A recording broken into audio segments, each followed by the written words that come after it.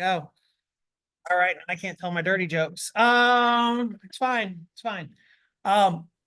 So we're really going to kind of just dive into those things. And that's the other side of it is, since this is going to be a little bit more workshop style, I'm going to go slow. Raise your hand. As we kind of go through each section, I'm going to see if everyone's on the same page. So just raise your hand and I'm going to come around and we'll answer questions and we'll kind of help you through the process. Does that make sense? Perfect. So without further ado, I guess I should always start my class off with a joke. It's what I do. It's what I'm known for. They're not great jokes, but they're mine. So it's October and I've been really thinking about what's a good October joke. Gosh. Why do truckers like October 4th? It's 10-4 good, but you know, there's always one person in everything. Like, you know the joke. No one else knows the joke. Why would you ruin the joke? You ruin the joke for everybody. That's fair enough. It's fair enough. It's 10-4 good, buddy. All right, there'll be more October jokes later. All right, so here you can see I'm logged into my command. Now, the one thing I want to qualify is if you are on a team, if you have a team, you very well may have a team website, and that's going to be accessed a little bit different. The training we're going to do today is going to be with the intention that you're just setting up your personal agent website within Command.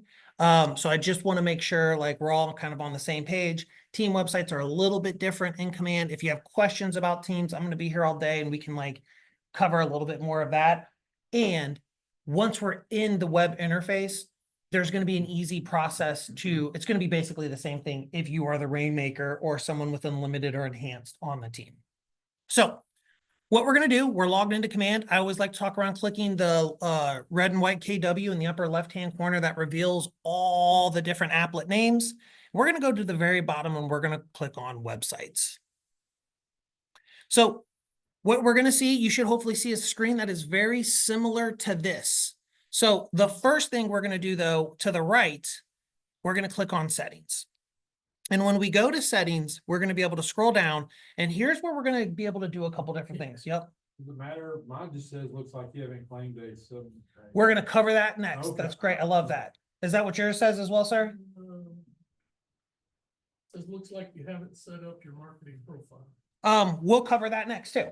We'll cover all of that. These are all great things to call out because we're going to cover it. So when you click on the settings, you should hopefully see an option where you either currently, where you should currently see what your subdomain is. But if not, you're going to actually enter in your subdomain and claim it. So I'm going to walk around and what the subdomain is, just so you guys are aware. This is actually going to be your web address. So if you think about it, like I may own a domain name called joshboatmanrealestate.com or whatever it is, right? That's branded to me, my business, my team, whatever it is. When I claim my subdomain, that's actually going to be the URL or the location of my agent website. It doesn't mean I can't use joshboatmanrealestate.com. It just means I will forward joshboatmanrealestate.com to this. So ideally, what I always tell people when you're claiming your subdomain, you're going to want to pick a name that is reflective of your brand, of your business. And if it can mimic your website, your URL that you purchased through GoDaddy, that's all the better. So for instance, if I owned, in this case, joshboatman.com, then for my subdomain, I'm going to put in, or in this case, if I own joshuaboatman.com, I would put in Joshua Boatman. And then the thing to remember, it's a subdomain. So it's actually going to be whatever you enter, .kw.com. That's going to be your true website link. Does that make sense? So I'm going to walk around real quick just to make sure everyone has their subdomains claimed. You're good. That's pretty enough. Okay, so we'll cover what you're going to need to do here next. Let yours load. Go ahead and click claim subdomain. And then, so you're in the team, so it's going to be a little bit different. So what we're going to do is we're going to scroll down. And then right here, you're going to enter whatever you want your team's subdomain to be. So go ahead and click claim subdomain here, sir. And then we're going to scroll down and we're going to enter in whatever you want your subdomain to be. and then hit save changes. Now, if you're like, oh, I don't know what I want my subdomain to be, right? I don't know yet. Here's the beautiful thing. You can change it later. Right? So by going to this same screen, if later you're like, Joshua Boatman, that doesn't sound like Josh, that's too formal. Do I look like a Joshua? That's a lot of professionalism. I can change it and just hit save changes. As long as you meet two requirements, or you understand two things. You can only change it to something that is available, right? If there's another Josh Boatman and Keller Williams, God help the world, and they've already claimed Josh Boatman, I can't claim it, right? That makes sense, right? They have it first, they do it like an email address. And also understand, once you change it, your old subdomain is now available for anyone else to claim. Does that make sense? So that's just my way of saying, if for any reason you've ever done any kind of marketing directly to your current subdomain and then you change it, that, it doesn't link, your old one doesn't link to your new one, if that makes sense. So feel free to enter in whatever it is. If you don't know what to enter in, here's the truth. If you're not on the team, if you don't have like a specific brand, if you don't have like a motto, like just put your name. Just put your name.kw.com and that's completely okay. So go ahead and everyone, if you wouldn't mind doing that. And then we'll give it a few seconds and then we'll move on. Were you okay to? Okay, perfect. I kind of just, you're in the front row, I just skipped right over you. All right. We're gonna go ahead, we're gonna move forward. All right. So, real quick, one thing I do want to mention, and I'm gonna take a step back because we do have one thing I want to mention just regarding your marketing profile. So we're gonna come back to this screen, and I probably should have started in the marketing profile, so my apologies. But from this window, if we go in the upper right-hand corner and we click our name, we're then going to click settings from that dropdown. And then over here on the left-hand side, we're going to see general settings, command settings, connect settings. Let's click connect settings. And we're going to select marketing profile. For some of you, if you are unable to claim your subdomain, it's because you actually haven't configured your marketing profile, which is a key thing to utilizing your website. So this is how you get to your marketing profile. And this is where you're going to upload all the different things that is going to brand your consumer site, right? Think of your marketing profile as the location where anything a consumer could find you. This is on any Keller Williams related consumer products. This is where they will, where you're going to update your information. So think of it like your photo. So here's my goofy photo, right? Your team logo, any of your details, right? Any of your bio, your phone number, your market center information. This is where you're going to upload all of that info. The biggest thing just to remember from this screen, once you have everything uploaded, you're going to want to make sure you toggle this switch in the upper right-hand corner. This is the use my information to brand my agent site. So basically what it's saying is, hey, use what I've uploaded to configure and brand my site with my information. And most importantly, whenever you make any changes here, you're going to go ahead and make sure you hit save at the bottom. That save button is for absolutely everything. Is there any questions regarding the marketing profile? All these things can be changed at any time. Just one thing of note, when you update your photo and or your logo, sometimes there's a 12 to 24-hour lag period from when you update your photo to when it's actually going to be live on all the different consumer sites. Is there any questions? This is workshop style. So if you have questions, raise your hand. I'll come over there. We'll take a look at your screen and we'll see what we can do. All right, perfect. So now I apologize. We're now going to dive back into the websites in the lower left-hand corner from that drop down. We're going to click on settings again, and we're going to scroll down. We've claimed our subdomain, and now I'm just going to kind of talk through some of these sections here for you, just so you're kind of aware of what's going on. Your first thing you're going to notice, you're good. We're going back to websites in the lower left-hand corner from like the little red and white KW button. Okay. And then we're clicking on settings again. Perfect. All right. So now we have our app URL settings. So this is going to be a unique link that you can't change, but you can copy it. And this would be the link that you would share with your customers, with your clients, to give them access to your branded Keller Williams app. So what a lot of people don't know is that we have an amazing consumer app in the App Store, in the Google Store, all of that. Yes, sir. Where are you at again? Sure, no worries. So No. you're all right. So when we click the little red and white KW in the upper left-hand corner, we're clicking on websites, and then we click on settings at the top. I was doing that other. No, you're perfectly all right. I mean, this is like I said, we're gonna go slower than a normal class where I just word vomit a bunch of stuff on top of you. All right. So the thing you just need to know about your app URL is this is how, if you want your consumers to start, your clients in this case, to start using your branded app, this is the link you would email them. This is the link you would text them. This is the link you would send them, because when they get this link and they click on it, they'll be presented with two options. Where do they want to download your app, whether it's from an Android or for an iPhone, right? They'll click the relevant option. And then once they download your app, they can then sign up through your app and then select you as the agent. And then it'll be branded to you and all those good things. This next section here, you will only see if you're on a team. So this is just for the team members out here. You're going to see team referral links. You'll actually only see this if two things have taken place. One, you're on a team, and two, if your team website has been set up. I mentioned we're not going to cover the setup of the team websites quite yet. For those, we'll walk through it after this. But the way our team websites work, we actually have what we refer to as referral links. So if you imagine a world where I have a team and I have 3 different team members, and we want to drive all the traffic to the team website, right? Because we're a team, that's where all of our branding is. We want it to interact with our team command, all those good things. These links here are going to be the links we would use to drive our customers to our team website.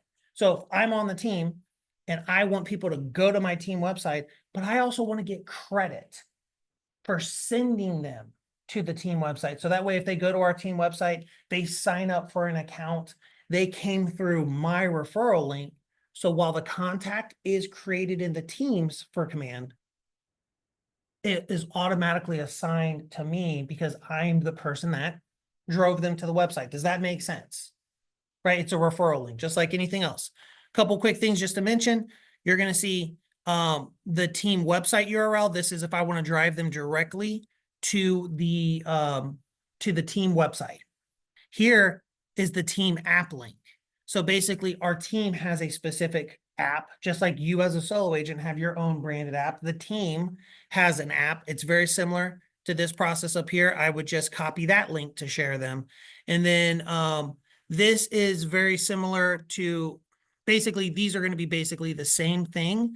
The biggest difference is going to be one is going to be just branded to the team, and one is going to link the consumer to me, right? So this would be the one if I want to link the consumer back to me. I know I just said a lot of things, and a lot of you probably, I don't know if you're all are on teams. Does that kind of make sense? Yeah, we are a team, and our team app link is not up in our team member app, so you're gonna be here a little while. Yep, I'll be here today. We'll take a look at it. All right, thank you. You're welcome. All right. A couple other things on this page. I know we're like settings. This is exciting. I'm excited to teach it to you. I'm glad I have coffee. We have our preferences section. This is where you can make some determinations on what shows up on your website. And I just take a moment to mention this just because you guys may have different kind of affiliations. For instance, by default, on our website on our apps, when they're on your website, I should say, and on your branded app, by default, we will display information about Keller Home Loans, and we're going to display information about Keller Covered, the Keller Insurance Company. Some of you may have marketing affiliations with a mortgage company or with an insurance company. You may have a marketing partnership where they give you some money and they pay for your leads, and what you're supposed to do is advertise their business, right? Like that's what an affiliation, what a marketing agreement is. Sometimes in those marketing agreements though, you're not allowed to advertise different mortgage companies, right? That makes sense, right? Hey, if I'm going to give you some money, do whatever it is, sponsor, do me a solid and don't push another LO. So this is if you have those agreements, you can just disable those from being shown on your website, right? Just a way for you to just kind of stay in compliance with whatever your agreements are. This section here, display neighborhoods on your agent website. This is gonna, and I'll mention this when you actually pull up a website, but this is your mileage may vary with this if you want to do this or not. So if you guys don't know, I'll give you like the 30-second elevator pitch. We at one time had a relationship with a company called nextdoor.com. And if you've never heard of Nextdoor, Nextdoor is a website where people could go in and claim their neighborhood. They could define their neighborhood, right? They could say, hey, here are the lines of Westbrook. It starts at Blue Street, it ends on Green Street. And if you're past Plum Street, you're not in Westbrook. That's my neighborhood. You're in a different neighborhood, right? And the locals in an area claimed their neighborhood and defined the boundaries. At one time, we pulled in all of those neighborhood boundaries. So now they're in command. So now if someone wants to look specifically in the Westbrook neighborhood, they can. Now, that generally only works in more urban areas versus rural, right? Because in the country, there are no neighbors. And if there was a neighbor, we buried them over there and we just never go to that side of the property, right? It's fine. No one knows. No one knows, no one asks, right? So this is just kind of one of those things. If you want to showcase neighborhoods on your property or your website, I recommend you do, because for the areas that it works really well. But, I just want to mention that's what that option is. Any questions regarding the preferences section before I move on? Pretty simple, pretty basic, right? Show things, hide things, whatever you want to do. Perfect. All right. So now we're going to talk around this last section, and this is really important. This is our forced registration option. Forced registration, I'm sure you guys have all experienced forced registration in one form or another. Maybe you've gone to a news website and you click on an article and you get like a paragraph of the article as you're starting to read it, and then it pops up a box that says, hey, you want to continue to read this article? Sign up for an account, right? That's forced registration. We have those capabilities built into our website, and you have a couple different options. They can have unrestricted, which is on by default. That basically means they can go to your website and they can look at as many listings as they want. You could also restrict them to viewing 10 properties, right? They go to your website, they search for one listing, they click on another listing, they click on another listing. And by the time they get to listing number 11, it pops up a box and says, hey, if you want to continue to use my website, I need you to sign up for a consumer account. And when they sign up for that consumer account, you'll get notified. They'll end up in your command and they'll be logged in. There'll be an opportunity for them to, then you can start tracking, what they're doing, what they're looking at, different things like that. We also have the ability to be a little bit more restrictive, and it can be 2 properties. So they can view 2 properties before they're forced to register if they want to continue to use your website. And then there's the no property, that the moment they search for any property, they click on anything on your website. If they're not logged in, they're forced to register to continue to do that. Here's my recommendation. I do believe forced registration does work, right? The reason I know forced registration works is because that's what Boomtown does. That's what Brivity does. That's what Sync does. That's how they capture leads for you. And the truth is that most studies have shown that consumers are willing to give their information, right? I mean, how many of you guys have done it? I've done it. Like, just depends on what it is. I'm a little bit different. I'm like, well, I got a special email for those registrations that I never look at. And it does work. So I would never recommend leaving it unrestricted. On that same regard, depending on what you're going to be using your agent website for, I probably would never do no property viewing. right? If you imagine a world, and we're going to talk a little bit about campaigns today. You don't like if you're advertising a listing and they're coming through a Facebook ad in your command, more than likely they've already registered through the Facebook ad. So what I don't want them to do is have to register again to look at information on a property they've already registered. Does that kind of make sense? So I probably would stay away from no property viewing. That leaves us in the 10 to 2 property range. I probably would lean on the 2 properties, but the 10 is okay as well. And once again, you can change this at any time. Although, as we mentioned previously, give it about 12 to 24 hours before the change takes effect. But this is a really powerful tool that is going to help you convert on your websites, especially when we talk around a couple different things. And I want to be super clear. This is only for viewing listings. One of the things we're going to talk about, we're going to go through today is building a home valuation page on your website to utilize our home valuation widget. That doesn't affect blog posts. This doesn't affect any pages you build. This is just if they're searching for listings. Does that make sense? Perfect. Awesome. As always, if we go here and we've made any changes, we're just going to hit the save changes option and we're going to move forward. So now up at the top, we had click settings. Now we're going to dive back to the My Websites beta. And hopefully you're going to see that if you've claimed a subdomain, it hopefully should be up by now, but it may take some time, unfortunately. So this is going to be kind of one of those things you're just going to have to kind of watch. And then we have the recording that you'll be able to utilize a little bit later.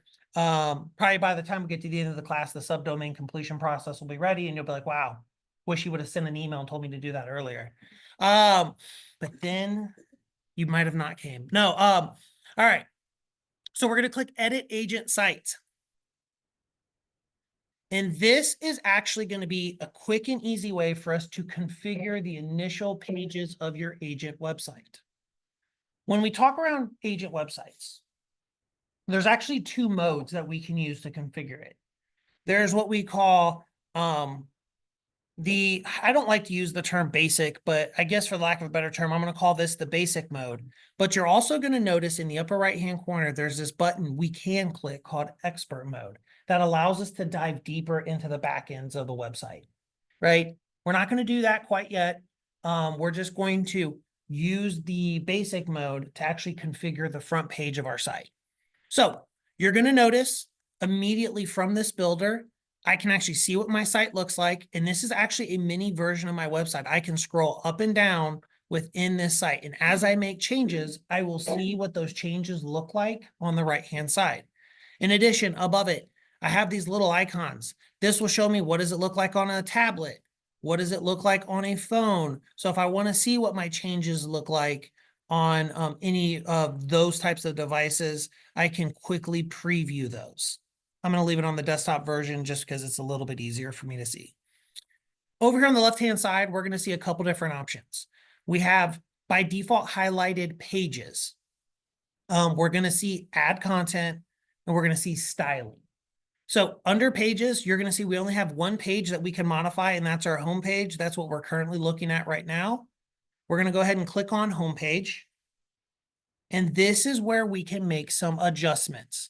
For instance, as we start to scroll down on the left-hand side, we're going to notice we have this option here to adjust our banner images. This is the rotating section behind the screen here. I can upload, I believe it's 10, it might be 7. I can upload up to 10 different images that can rotate behind, on my homepage, behind the search bar, that I can then utilize that are relevant to my area, my business, whatever it is. Maybe you've had some pretty listings and you have those photos and you have an agreement in a sense from the seller, like they don't care, the seller, they're not going to care if you use those. Feel free to upload those images. It does come with stock images, and for the most part, they're pretty generic enough that like they might fit most locales. But this is a great opportunity just to customize your site a little bit, so that way it's a little bit more reflective of you and your business, right? Maybe you have a picture of you and your team at the last Red Day, or maybe it's you at Red Day doing something amazing and you just want to showcase the culture side of your business and why you're with Keller Williams. Extremely easy to do, right? You're going to browse and select photos and upload them just like you would upload anything on a computer, right? To delete a photo, it's extremely easy, right? You highlight the photo, you hit the trash can, and then you can just delete the photo from the list and then replace it. All right, as we go down, there's going to be this section here called the headline/title. And you're going to see I've changed mine to turning dreams into an address. And that's going to be the bar that is shown across the top, right? What is your call to action on this page, right? You can leave it as the default. I don't know what the default is. What's the default on someone's page? I'm assuming it probably says something like, Find your dream. there you go. Perfect. Let's find your dream home. You can leave it at that. That's entirely up to you. And you can change it if you so choose to do so. As we move further down, actually, let me stop. Any questions about the banner images section there at all? Uploading, adding, removing photos, changing your header, pretty self-explanatory, I think, once you kind of see the connection. Perfect. All right. Featured property section. Now, this is going to be interesting because as I scroll down here, we're going to see the featured properties. And this is where we're going to see for the first time, this little eye. This is whenever we see the little eye on this screen, this is where we determine, do we want to show a section or hide a section? Maybe I don't want to show the featured property section on my website. If I click the eye, it will hide it so no one can see it. Now, when we get to the featured properties, how does this work? This is where you can basically set up a dynamic search on your website that will, based upon the criteria you plug in, when someone goes to your website, they're going to see properties that match that specific criteria. So, said another way, as we kind of work through this, once again, we're going to see the headline and title. I can adjust it. Right now it says featured properties. That's what it says over here. And I even have a little description. I could change this to luxury properties if I set up my criteria to be luxury properties, or, local properties or Paducah properties, right? Because we can modify that criteria and we can be in expert mode. We can be very, very specific. And I'll mention that a little bit. But basically you're going to pick your center point here. So here you can say, I pick the city that I live in. I'm going to say, what is the radius from that center point? Do I want to showcase properties, right? In this case, I've selected 50 miles. That's a lot. It's pretty big. So maybe I could go 10 miles around Troy, Ohio, the center point of Troy. And then here I can set my price range. Maybe my minimum price range is 200,000 and I'm going to do no maximum price range. So now when I publish this and I save it, when someone goes to my website, they'll see any active listings within 10 miles of Troy, Ohio that are priced $200,000 and above. Does that make sense? Perfect. All right, as we continue to go down, we're going to see the testimonials section. And once again, there's the little eyeball, and then you'll see, actually, I have my testimonial section over here as well. The only really thing you can do on this screen, you can hide it, or you can change the name of it. Do you want it to be called client reviews? Do you want it to be called testimonials? Do you want it to, whatever, call it whatever you want, right? You're going to plug in just your headline and your description, just like you would here, and it's going to showcase. Now, the only thing you will not, even if you do not have the testimonial module hidden, right? You'll notice there's a little note down here. It says module will not display without testimonials. Even if you don't have it hidden, if no one has left you a review on your website yet, or you haven't added a review to your website yet, there's nothing to display, so it's going to be hidden by default. Does that make sense? We're never going to have a section that says testimonials, and then it says 0. No one that's kind of weird, right? All right. Josh, Yep. how do we upload testimonials to that? I have mine set to view and I don't have the option here. We are going to cover a little bit of that next, as we kind of go through it. So there's always people, there's one person that wants to ruin my joke. And there's always people that want to ask questions before I get to teach it. It's fine. It's fine. Again. All right. It won't, it will, it always does. All right, so the last thing we're gonna mention on this screen is the blog section. So one of the really neat things about our agent websites, our new experience that we launched, you actually have the ability to start blogging on your website, right? And this is where you can determine, do you want the blog to show on your homepage? If not, you can hide it. And then of course you can kind of change the title of it. Maybe it's not your buyer's guide. Maybe it's just your blog. It could be local articles. It could be whatever you want to name it. And then whenever you make these changes, we're just going to hit publish to save them. And now, before I go on, are there any questions about anything that I covered under the pages section? Right? We just clicked on pages and we worked our way from the top to the bottom, in each section on the left tied to a section on the right. And did you say click publish to save? Yep, if you want to save the changes, we're just going to hit publish at any given time. All right. So now over here on this left-hand side, we're going to talk around the content section, and we're going to hit the content. I'm not saving my changes, so I'm going to close without publishing. And under this content section, the only thing we can do, this is just an easy way for us to add a blog post to our blog if we want to do so.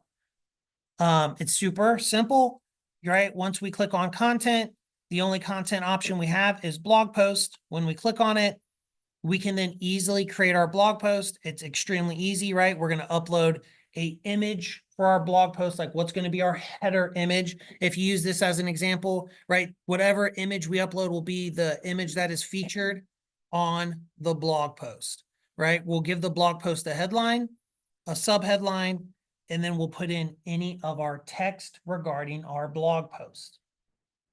Here's one thing I would definitely challenge you guys to do. Utilize the blog. The blog is gonna, one of the questions a lot of times I'll get asked when we talk about our consumer experience, it's like, Josh, how do I get organic traffic? How do I get better at SEO? How do I get all these different things? So that way I show up better in search engines when someone is searching for Paducah, right? Or whatever it is. Well, one of the key things you can do is actually utilize the blog and utilize it regularly and create your own content. And what I mean by create your own content, that means just don't go somewhere and copy and paste a existing blog post and then just plug it into your website. That doesn't mean if you're a ChatGPT person, go ahead and utilize chat, right? Have ChatGPT help you write a blog post, or Google Gemini write a blog post, or even, and I'll mention it a little bit later, even Quick, the AI tool that's built into Command to help you write a blog post if you choose to do so. The intention though is to start to utilize it, adding content, because we are indexing your website across Google, across Bing, and across Yahoo, and probably various other search engines. So the more unique content you add that is relevant to people's searches, the better chances you have to rise in SEO. Yes, ma'am. A blog post, another website that has had blogs. You have another website? Have another website. I need you to leave the room. It's only for blog posts, that through that company. But is there a way to link it here, or? How do I take those and put them on here? Unfortunately, the only thing you would be able to do, you can't link it. This is designed for organic content. So the best you could do, you could copy and paste those blog posts over. But unfortunately, in this case, you know, there are some more advanced things that we could talk about later that we could maybe have a different section on your website that could surface those blog posts. But yeah, the intention behind this is for you to be creating organic content for your agent website. I prefer to have them all on here. 100%, I totally get that. Totally get that. One thing I will mention, your website will come with 4 blog posts already. That's why it's called My Buyer's Guide. The Keller Williams marketing department basically created like a 4 blog series about, here are just some generic things, right? That's generic, has to fit across the country about buying a home. And I do believe there is some intention in the future for them to start to generate more blog content that you will then have the flexibility to add to your website automatically. The one thing I will say, part of SEO, what I mentioned, is unique content. That's what separates you. Google's really smart, right? Google can see that, hey, 100,000 websites have the same exact content. So it's going to lower, it's going to de-rank those websites based upon that content because they know it's not relevantly unique content, right? And in this day and age, it's all about unique content. Think about it. When someone Facebook goes live on Facebook, and if you have the Facebook app and you're friends with them, a lot of times you'll get a notification, right? It's because Facebook loves a Facebook Live, because when you're Facebook Live, they're 95% certain that this is unique, relevant content that lives on their platform. Does that make sense? Perfect. All right. Of course, whenever you add a blog post, you're just going to make sure you hit publish to actually publish the blog post, and then you can go back and you can add another one and so on and so forth. Any other questions around the blogging aspect? Love it. All right. As we move forward, this is going to be real easy. The little, I don't know what you call this. What is that? A painter's palette? Is that what we call it? Painter's palette? I feel so fancy. I used to watch Bob Ross as a kid, right? Happy little trees, happy clouds. Some of you are like, Bob Ross. Who's that? Alana doesn't even know. He's a great guy. He's a great guy. This is where you just change the color and the styling of your website. So this is just where we have our default KW theme. For instance, it's kind of like this red into like this purple, whatever you want to call it. You'll notice like that's the color of the button. If I don't want that, maybe I just want a red KW red light theme. I can click it and you'll notice that it starts to change the color, and it's going to just change some of the stylings on your website. Maybe I want the pewter dark and I click on that. Now you'll see that my website dramatically shifted. It's more of a darker view, right? This is just going to be a way that you can start to differentiate your look and the feel of your website based upon the various pieces of styling that we have. What's really cool about this, in the time that we've launched the website, they've added, when they launched, they actually only had 3 styles. And over the last year, they've added 6 additional ones. And there's no telling how many more stylings they're going to offer, right? So it's just kind of an easy, unique way to kind of just give your website a little bit of a look, different feel than everyone else's. And once again, as always, we're going to hit publish to save those changes. Any questions regarding styling? Awesome. Perfect. All right. So now this was just the things we could go through to easily set up your website. And the reason we went through this process this way is that I just wanted to make sure that we had your home page set up. If nothing else after this class, you now know how to get your home page looking as best branded to you as you possibly can, right? We've talked around going to the marketing profile, uploading your photo and your logo, and then coming to the basic builder and making those adjustments, right? Now, let's actually dive deeper into the website. And to do that, we're going to click on the expert mode. And I want to caution you, when we click on expert mode, I'm not going to lie, it's a little overwhelming, right?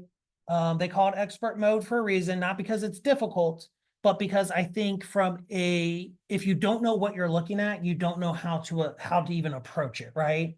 So we're going to go ahead, we're going to click on expert mode. It's going to take you into our screen. And there's a couple things I want to quickly mention. If you're on a team, you will have the ability to switch between, not ignore where I have tons and tons and tons of things in here just because I'm a part of multiple market centers and because of my role within the region. So disregard it. But if you have a team, you may see one with your name that says personal, and then you may see an option for the team website. This is how you would make the same changes on the team website. In this case, I'm going to make sure I'm in my personal because I'm going to stay congruent with what we're teaching today. All right.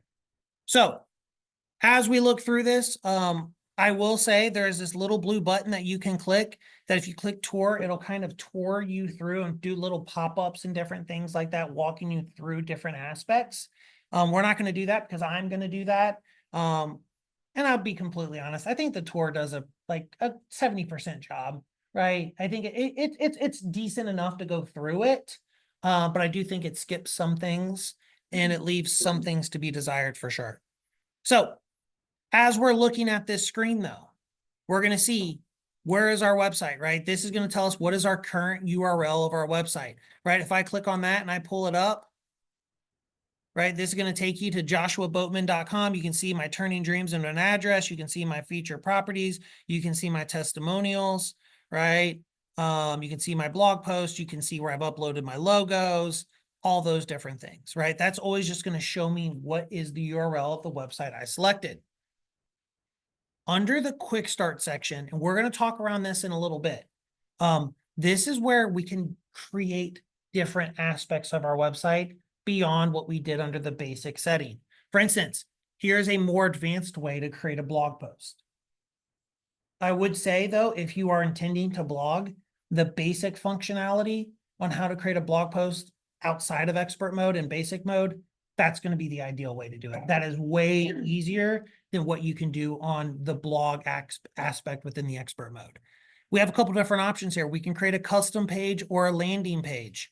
The biggest difference between the two of those, a custom page is a page that lives on your website forever, right? If you think about a custom page, this is something we want to show up in the menu of our website that someone can go to, right? A landing page, this is a temporary page that I'm put up for a very specific reason. And then later, I'm probably going to pull it down because it was only meant to be there for a point in time. Does that make sense? For the majority of you, most of your content is going to be custom pages. More than likely, you're going to want it to live forever. Unique content, I would recommend you push towards a blog. So that way there's historical accuracy as well.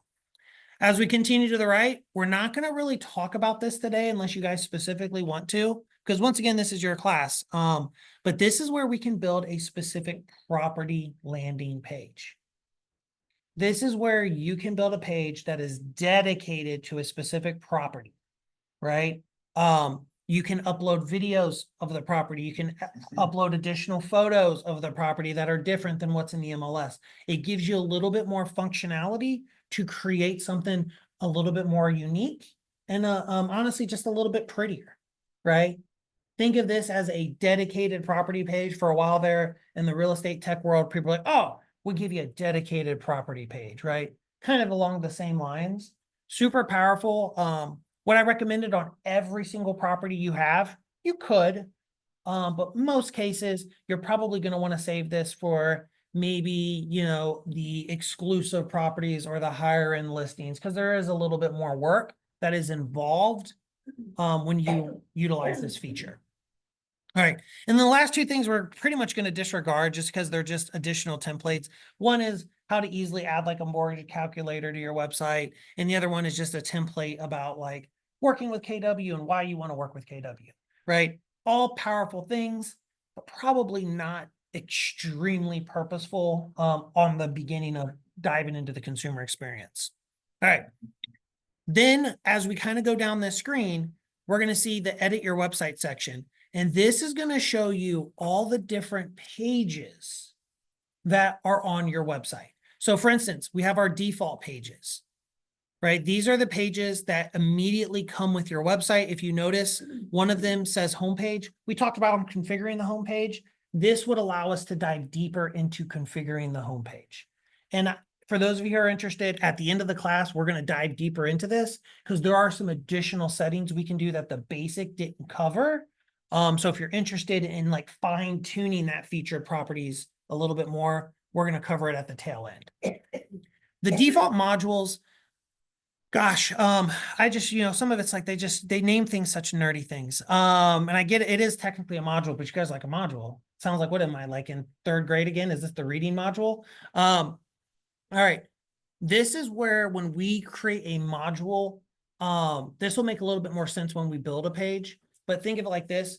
I can create a home valuation widget, or I can create a text module that I can then showcase across the multiple pages. So that way I don't have to create the same content over and over. If there's something specific I want at the bottom of every page, I don't have to create it. I can create it as a module, and then I can just insert it on various pages. It's not going to be super relevant for you guys for the most part, but just kind of pointing it out.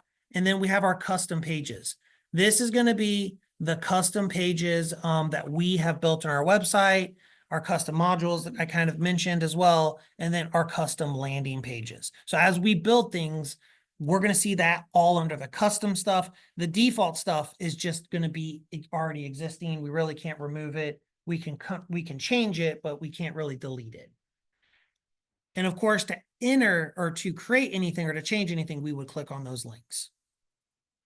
So if I have nothing under the, after the default module? You're fine. You're perfect. You're probably like everyone else in this room because you probably haven't created anything custom. We're going to create something custom together though. All right. Perfect. Thank you guys for not falling asleep during all that. This is it's a real. Well, you know, don't threaten me. All right. So it can. I had I don't know where maybe it's where I chose to sleep last night. I slept at the Courtyard Marriott over here right behind Rafferty's, and there must be a fire station nearby. Oh yeah. And I heard them all, like I was praying every time that thing went off. I'm like, I'm hoping everyone's okay, but there was a lot of tragic emergencies last night. Let me tell you that much. All right. So now let's talk around what we're going to do today. We're going to build a home valuation page on your website. So to do that, we're going to click the custom page option under the quick start. So we're going to start there. We're going to click custom page. And now it just even looks more, in my opinion, and I'm a super nerd, it even already looks overwhelming to me. And it's like, good grief. What am I even doing here? So when we look at this custom page, it's very similar to when we were utilizing the basic module in Command. Over on the left is what we change. Over on the right is how we preview those changes. Does that make sense? So now over here on the left, there's a couple different things. We're going to see main, styles, URLs, revisions. Ignore everything for now except main. And then we're just going to slowly go down this page and start to configure it. So for page title, this is going to be, what do you want the title of this page to be? Right? When you think about a home valuation, if you're driving people for this to enter their address to perform a home valuation, what do we want the title of that page to be? Do you want it to be, what is your home worth?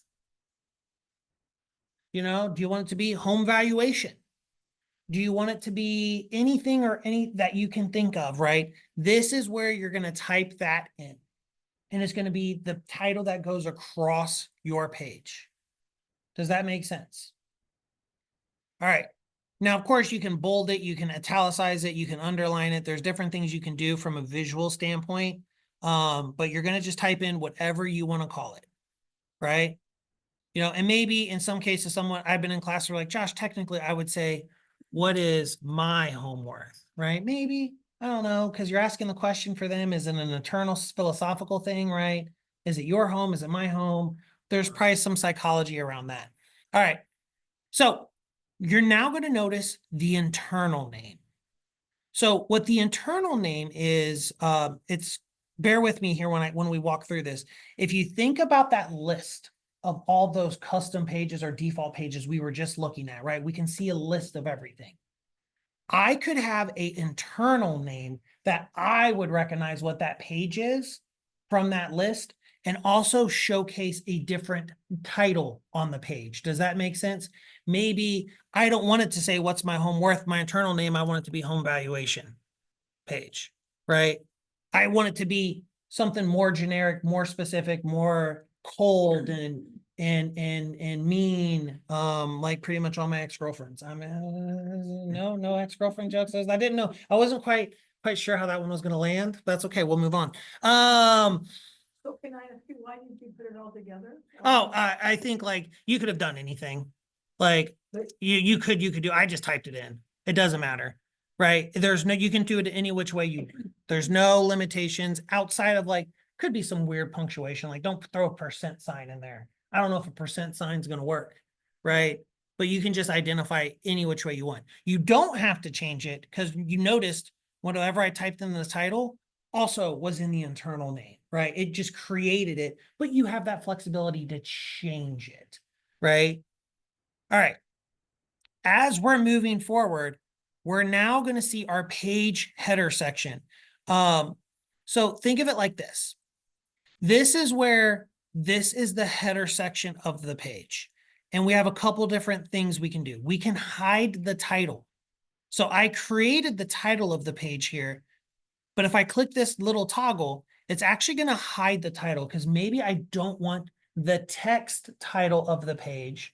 Maybe I've developed some kind of graphic on Canva that shows what is my home worth in some fancy image or whatever it is. And I did the text embedded into the image. So I don't want my text to overlay my image, right? Maybe I don't want any text and I just want an image, right? That gives me the flexibility to hide the title.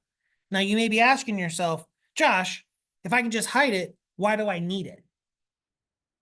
Because web standards, you have to have a title because one of the things, even if you don't showcase the title on the page itself, the title is what's going to show. If you look at my tabs at the top, notice how it says, let's find your dream home. It says custom page / blah, blah, blah. The title will show up as the tab. Does that make sense? All right. You didn't know you're getting a lesson on mediocre web design. All right. And then of course, background images. This is where we can upload images that we want for that header, right? I can upload photos, right? I can choose files. I can browse. I don't think I have any good pictures that I can use. Or if I already have images uploaded, I can click add item, right? And actually, here's a great thing I'm going to show you. When we click add item, it's going to pull up this little screen here.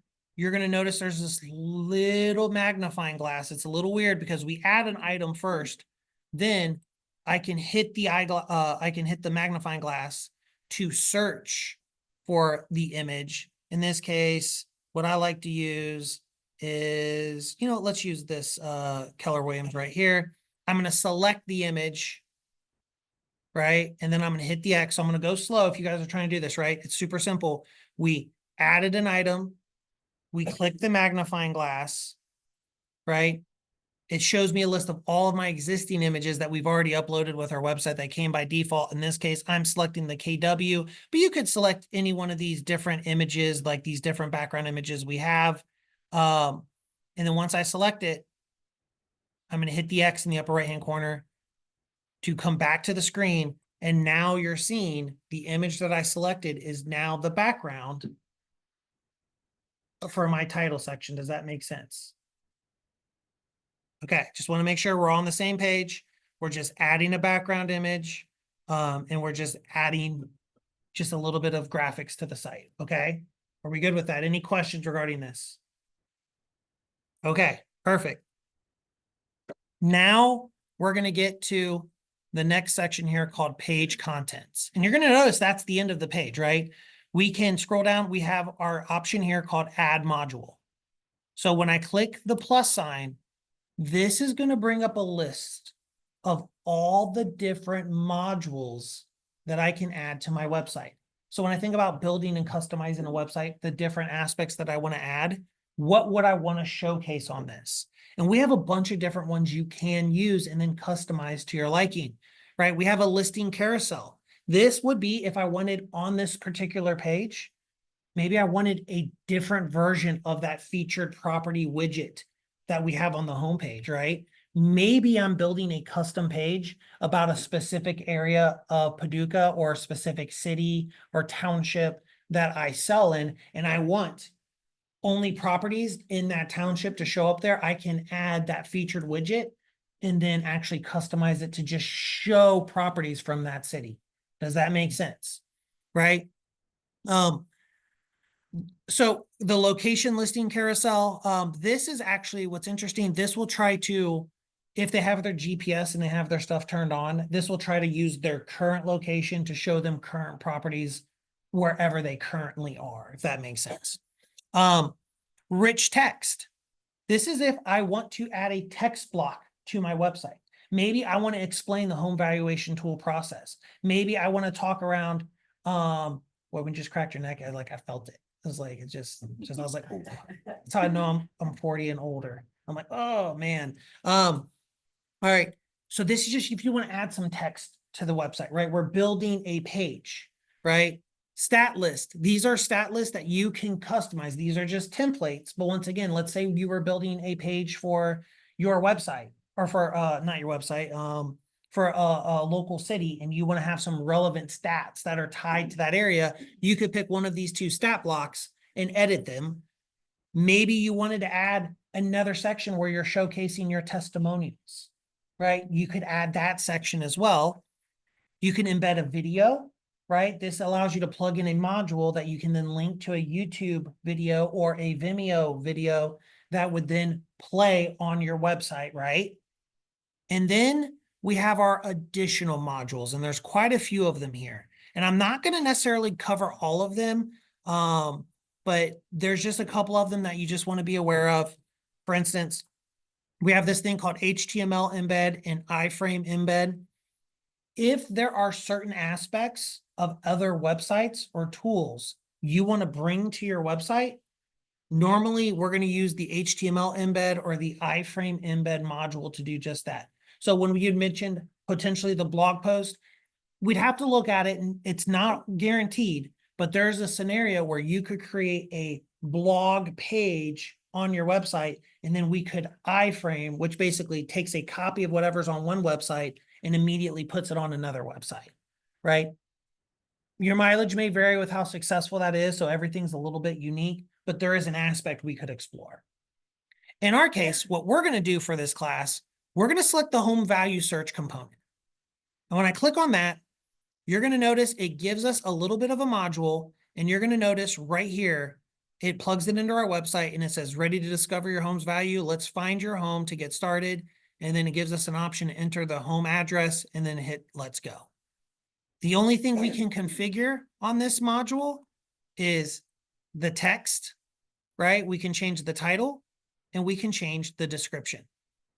Now you could also see why we may want to hide the title, because I already kind of have a title built into the module. So maybe I don't want what is my home worth. Maybe I just wanted a cool image there, right? Maybe that's what whatever your mileage may vary. I'm going to leave it there. And then when I'm ready for this page to go live and I've built it and everything looks good, I'm just going to go ahead and hit publish.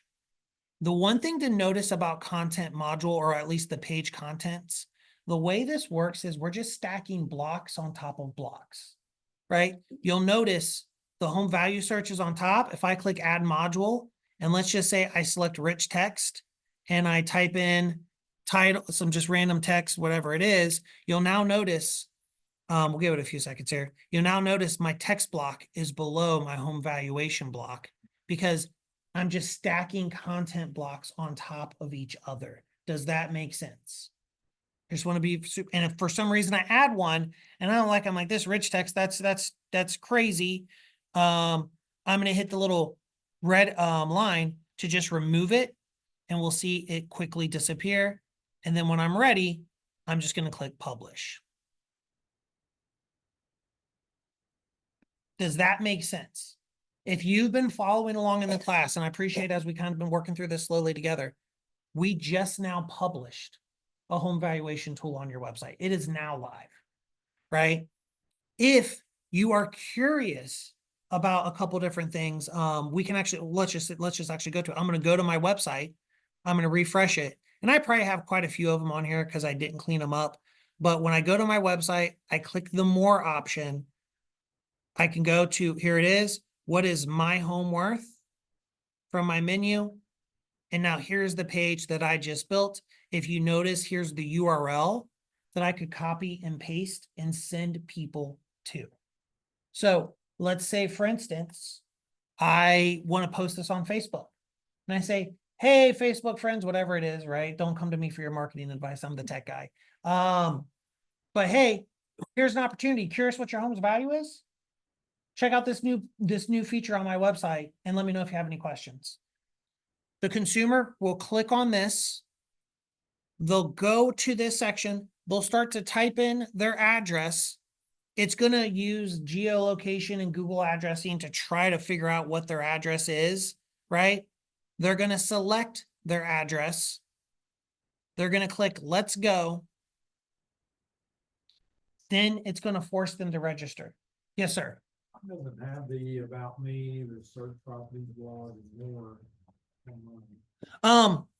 You're so gosh, I probably should have readjusted my website. So you have those features. They're more hidden in a sense. So gosh, what's the best way?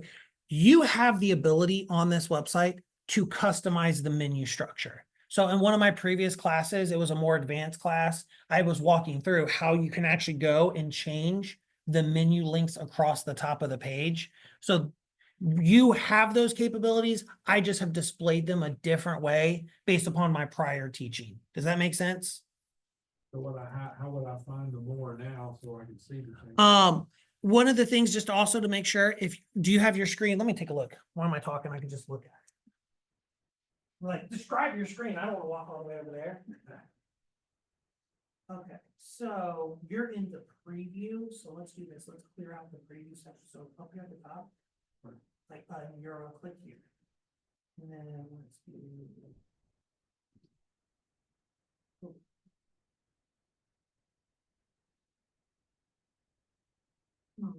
So, okay, so it looks like that's what it, for some reason, your resolution is shrunk, like, so basically your computer thinks it's on a tablet, so your menu is hidden here, right?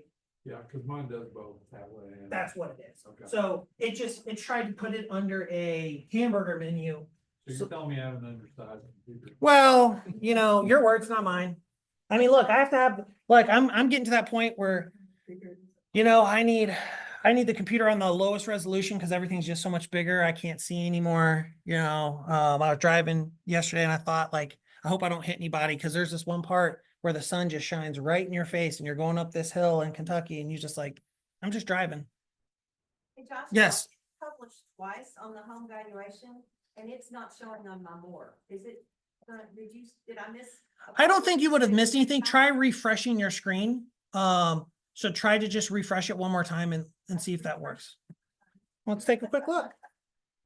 Let's just do it. So I hit that. Mhm. And I've got to the moment here.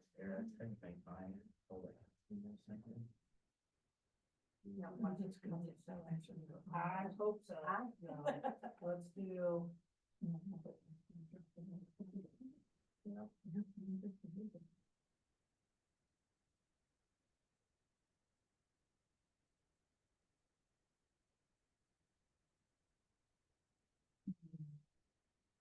We will have to. We'll take a look at it. We'll figure it out. You're welcome. All right. So you've noticed when we drive people to that page, they click on this link, they put in their address, if it exists, right? They're immediately prompted to capture their information, right? There's no way for them to get around this. This is automatic forced registration. This has nothing to do with what you determined earlier when we talked around forced registration. This is built into the page itself.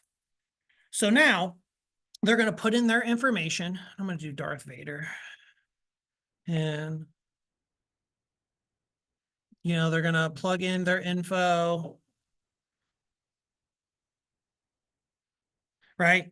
They're going to accept the terms, right? Because, hey, you know what? We have privacy policies, all those different things. And then they're going to click the option, get my valuation. Now, one of a couple things are going to happen here. We have our own built-in home valuation tool. So the moment they enter their information, no matter what happens next, you will get a notification in your command and they will end up in your contacts in command. And they will you'll be able to see what they entered, what address they put in, all those good things, right? Now, when it comes to the home valuation side, we're going to now see, were we able to provide a valuation or not? So we use our own internal metrics to try to provide a home's value, right? It's not like we're just going to Zillow and just ripping off their Z estimate, right? when we provide a valuation, we actually, when it does show up, it actually is going to show two values. It's going to say, hey, we think your home is between these two values. If we're not able to provide what we believe to be a relatively accurate valuation, they're going to get this screen. Now, sometimes why can't we provide a valuation? Well, based off of the data that we've collected, they could have entered in a property where there's just not a lot of activity, where homes haven't sold a lot. So there's not a lot of comps to try to determine the home's value. Does that make sense? That shouldn't dissuade you, right? Sometimes I've shown this and people are like, well, Josh, I don't want my clients to go and put in a home valuation and then like they get a screen that says, well, they weren't able to get a valuation. I don't want that. When you think about it in those terms, you're thinking about it wrong, right? The intention of this tool is not to provide a 100% accurate valuation of what someone's home is, right? We all know in this industry, there's no such thing, there's no website that can do that, right? You look at Zillow, right? And their Z estimate, that's not always 100% accurate, right? Because you've seen homes where Zillow's like, oh, it's worth 500,000, but Zillow doesn't know all the extra things that that client has done to the home. And that home might be worth 600,000, or it might be worth 300,000, right? Because they don't know the quality or the condition of the home. The intention of this tool is not to provide accurate home valuations, but it's to provide you access to people who are interested in learning what their home is worth. Does that make sense? So when they get this screen, in this case, unfortunately, they didn't have a home valuation. They can also have this option to send you a message and say, hey, I would like to learn a little bit more about my my home valuation, and they can go ahead and click send message. Even if they don't send the message, I still captured their information in Command, and I still received an alert that someone submitted a home valuation in Command. Does that make sense? Right? And if I were to look at my phone is going to show me already, if I have Command Mobile, that, hey, I have a home valuation lead. I'm going to go ahead and click send message just to kind of move through it. And then we'll give it a few seconds here. And I'm going to jump back. You don't need to jump back. I'm just going to go look in Command real quick to see if my home valuation came in for Darth Vader. So I can kind of show you what that looks like. So here you can see under my notifications, I can see a home value request came in for Darth, right? I can immediately view his contact or search for his contact under the contacts applet. And when I click on Darth, right, I'm going to see his name. I'm going to see the email address he provided. I'm going to see the phone number he provided. And what I'm going to see is basically he came in as a home valuation lead. So I can kind of see that as a lead source. And then I can see what he entered. So the reported range was not provided for the address that he entered. And then if he included a comment, I'll see that as well. Does that make sense? Once again, don't let the fact that the tool may not, here's the truth, right? I have found it to be more accurate and more, provide more valuations in more urban areas than rural, because when we get to the rural areas, there's just not a lot of comps. There's just not a market activity. Don't let that dissuade you from advertising this, because once again, it's not about the value, it's about the interest. Does that make sense? Perfect. All right. So pretty simple. Let's recap, right? We've filled out our marketing profile. We've customized the homepage or the basic pages on our website, right? We customized that homepage to kind of fit our needs. And then we quickly built a home valuation tool that we can then easily share to our clients, right? This is an active thing that you can now take that URL and you can start to advertise it. Are there any questions on what we've covered so far? How long is this class supposed to go? Okay, so okay, I made it. Oh wait, no, it's 10:30. Oh, okay, good. All right, I have Ohio time on my computer, and it's throwing me off. I'm like, is it 11:40 already? Goodness. All right, perfect. All right, so now we did this in a very specific way because I wanted for each one of you to be able to take action on different aspects of this tool. Now, let's talk around how we could leverage this tool even further, right? we have this amazing ability within Command to launch Facebook campaigns, right? Hey, who here has launched a Facebook campaign in Command? Okay, it's fine, it's fine. I mean, most of you just probably, you raise your hands, I just didn't see it. I'm an old man, I told you. So one of the great relationships we have at Keller Williams is we do have a business partnership with Facebook. It's an amazing thing, right? You can now, with this home valuation tool, you could launch a Facebook campaign that is specifically designed to generate seller leads by saying, advertising to people in a particular area. Hey, interested in what your home's worth? Click this link and find out, right? So now imagine, instead of advertising a listing that you just listed, you now have that ability to run a campaign on Facebook to try to generate leads for your home valuation tool. Are you interested in seeing how that process looks? Okay.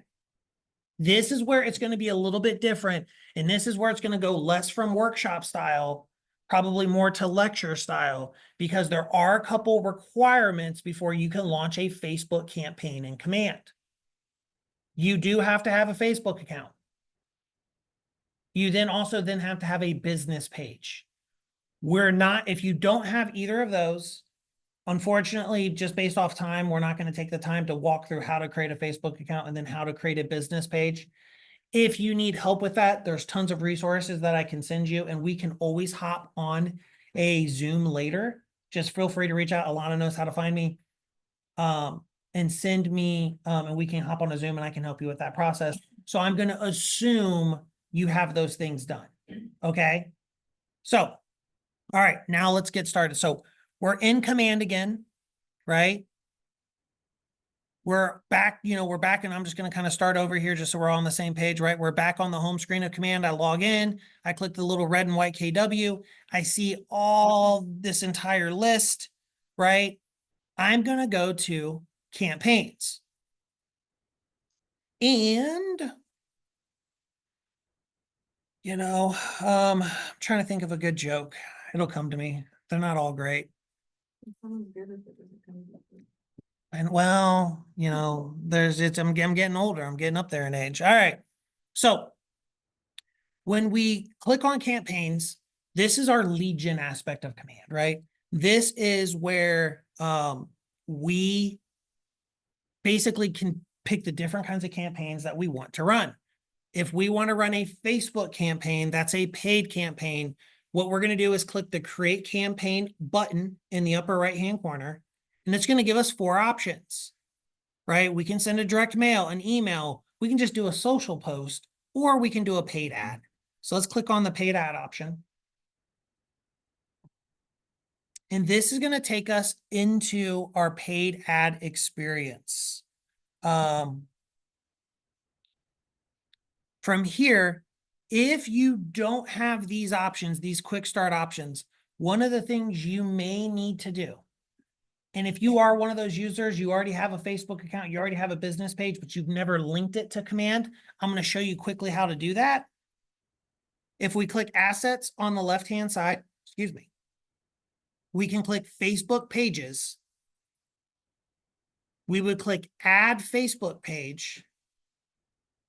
It's going to say, hey, this is going to redirect you to Facebook, where you'll be grant permission to your pages, whatever it is. If I continue with Facebook, blah, blah, blah, it's going to, if you're already logged into Facebook, it's going to ask you to connect or reconnect, whatever it is. I'm not going to do that because I'm already connected, but then you'll kind of just follow those prompts. It'll then give you a list. You're going to authorize everything. It's going to say, hey, do you want to allow Lead Connector to do this, or Campaign Connect? You want it to do all these different things. You're going to say yes. And then you'll select whatever business page you want to make available to Command, right? Like I said, I'm not going to do that just because I already have mine linked. But that's just going to be a way to add your business page. Here you can see I already have my KW Agent demo page linked. Okay. Now I'm going to go back to the dashboard screen, and we're going to see a bunch of different options here. So this there's a lot when you look at this, but I'm going to kind of give you some tips so you can kind of quickly and easily understand what we're doing, right? You're going to notice we identify ads in a couple different ways. We can see, for instance, wherever there's a Facebook symbol and an Instagram symbol, those are ads we'll run on Facebook and Instagram. One thing to note, if you have a Facebook business page, you do not need an Instagram account to actually run ads on Instagram, because Facebook owns, or Meta, I should say, owns Instagram and Facebook. Your ad will run on both, even if you are not on the gram, right? As we kind of go forward, you'll notice some of the buttons or some of the icons are Google, right? These would be if you wanted to do a Google SEO, like actually advertise through Google, right? And then there are going to be some ads that are going to let you do all three, right? Facebook, Instagram, and a Google ad network. For our purpose, and then actually, let me slow down. You're then going to see that there are different kinds of ads, right? Some are for listings and some are for non-listings, right? Some are to attract buyer and sellers. Some are to recruit agents.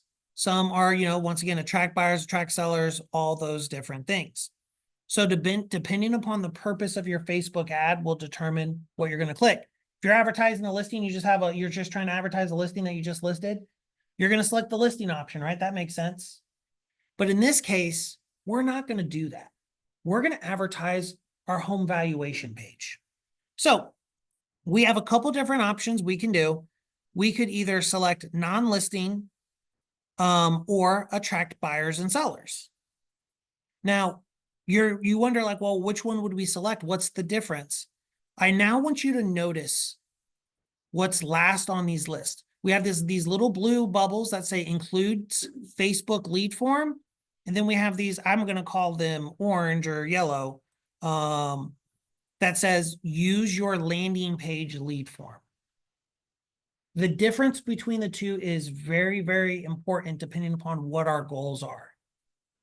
If I tell it to use, if I select non-listing and it says includes Facebook lead form, when they click on this lead, they will be given a lead form for them to enter their information before they're sent to my home valuation page, right?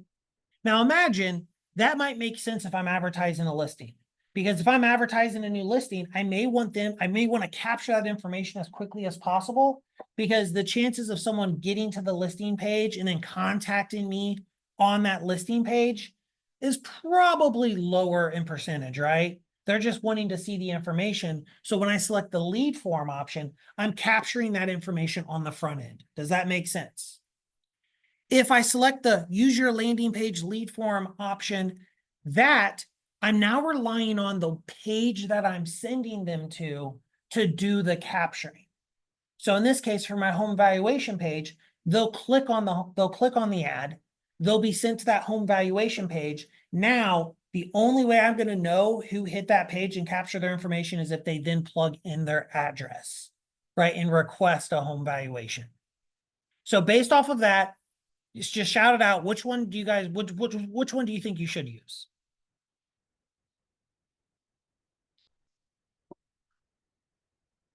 I can sit in silence. You absolutely you could. Now, the question you have to ask yourself is this, and there's no right or wrong answer, and that's a trick question because it really depends upon your goals, right? If you have it include the lead form, they will enter their information once to get to a page where they'll have to enter their information again. They very well may do that, right? Here's what I would always, here's my rule of thumb when it comes to things like that. What is my goal, right? Is my goal to just capture someone's information or to capture their information and understand their intent? Does that make sense? If I send them to the home valuation page and I capture their information and they never enter their info, I know they came through that ad, but they really didn't show me any kind of intent, right? So probably for me, I may go the opposite and I may get less leads by not using the lead form, but the leads I do get, I'm going to know that they were actually interested in learning about their home's value. Does that make sense? But there's nothing wrong with capturing that information ahead of time, just as long as you have a strategy on what you're going to do, right? And what I mean by that is this. If I capture their lead via the lead form and it comes in and they didn't enter a home valuation, what am I going to do with that lead? Do I have a plan where, hey, maybe a day or two, I'm going to call them, I'm going to email them, I'm going to reach out to them and say, hey, I noticed you went to my home valuation page a couple days ago, but I didn't see a home valuation come in. I just wanted to see, was there something I could help you with? Were you just curious? Just as long as you have an action step. Does that make sense? The biggest mistake I see agents make, especially when it comes to lead gen through campaigns, we don't do enough to convert the lead. And that's one of the ahas that I had most recently at Mega Camp, back in August.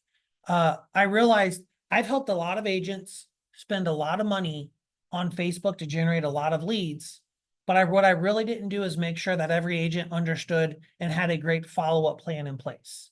So instead of helping you build a database of leads that could help you grow your business, I helped you pay to build a phone book, right? Because that's what people's information that you're not going to do anything with. That's all it is. It's just a phone book, right? That's all it is. So whatever you want to do, have an action item. For me, I'm probably going to lean towards the lead form because you know what? I don't want it. I know personally as a consumer, if I filled out my information once and then I put in my address and click and then they want my information again, it's the same kind of frustration for me when I call someone on the phone, the help desk, right? I enter my information, I enter my cell phone number for Verizon. And then the first thing that someone asks me when I get on there say, what's your cell phone number? I was like, I did that. Like, I'm confused. So here's what I'm going to do. I'm going to do this one. Attract buyers and sellers, use your landing page lead form. And you could use the Facebook lead form if you wanted. I'm just mentioning there's not a right or wrong. Just have a strategy on what you're going to do, right? So I'm going to click on this. It's going to take me to the page here. Extremely simple, extremely easy, right? The first thing I'm going to see at the top is the where I can select my Facebook page. This is where I can drop this down and I can select which of my many Facebook pages I want to run this ad on. You can associate multiple Facebook pages with campaigns in command. So, and you could run ads under different Facebook pages. Why would you want to do that? There's some unique situations where agents want to do that. Most of you are probably only going to have one Facebook page, so I wouldn't worry too much about it. All right. Now let's go to the targeting section. This is where you're going to tell Facebook, who do I want to target with this, right? You'll notice that you're going to be able to type in a postal code or region or a city, basically, right? You could type in Paducah, right? You also have the ability to actually target up to 10 different locations. So maybe what's another city you guys may target that's near Paducah? Just shout one out. Benton? Perfect. So we can type that in. And we can actually add in up to 10 different cities and or zip codes. So our Facebook campaign just isn't targeting one location, it's targeting multiple locations, right? And the thing we always want to keep in mind when we do ads, the more ponds we're fishing in, the better chances we're going to get a bite, right? And then to the right of that will be the radius. This is where we're going to say, hey, target people within 15 miles or greater of that city. So for instance, this is going to target everyone within 15 miles, a radius of Paducah and of Benton.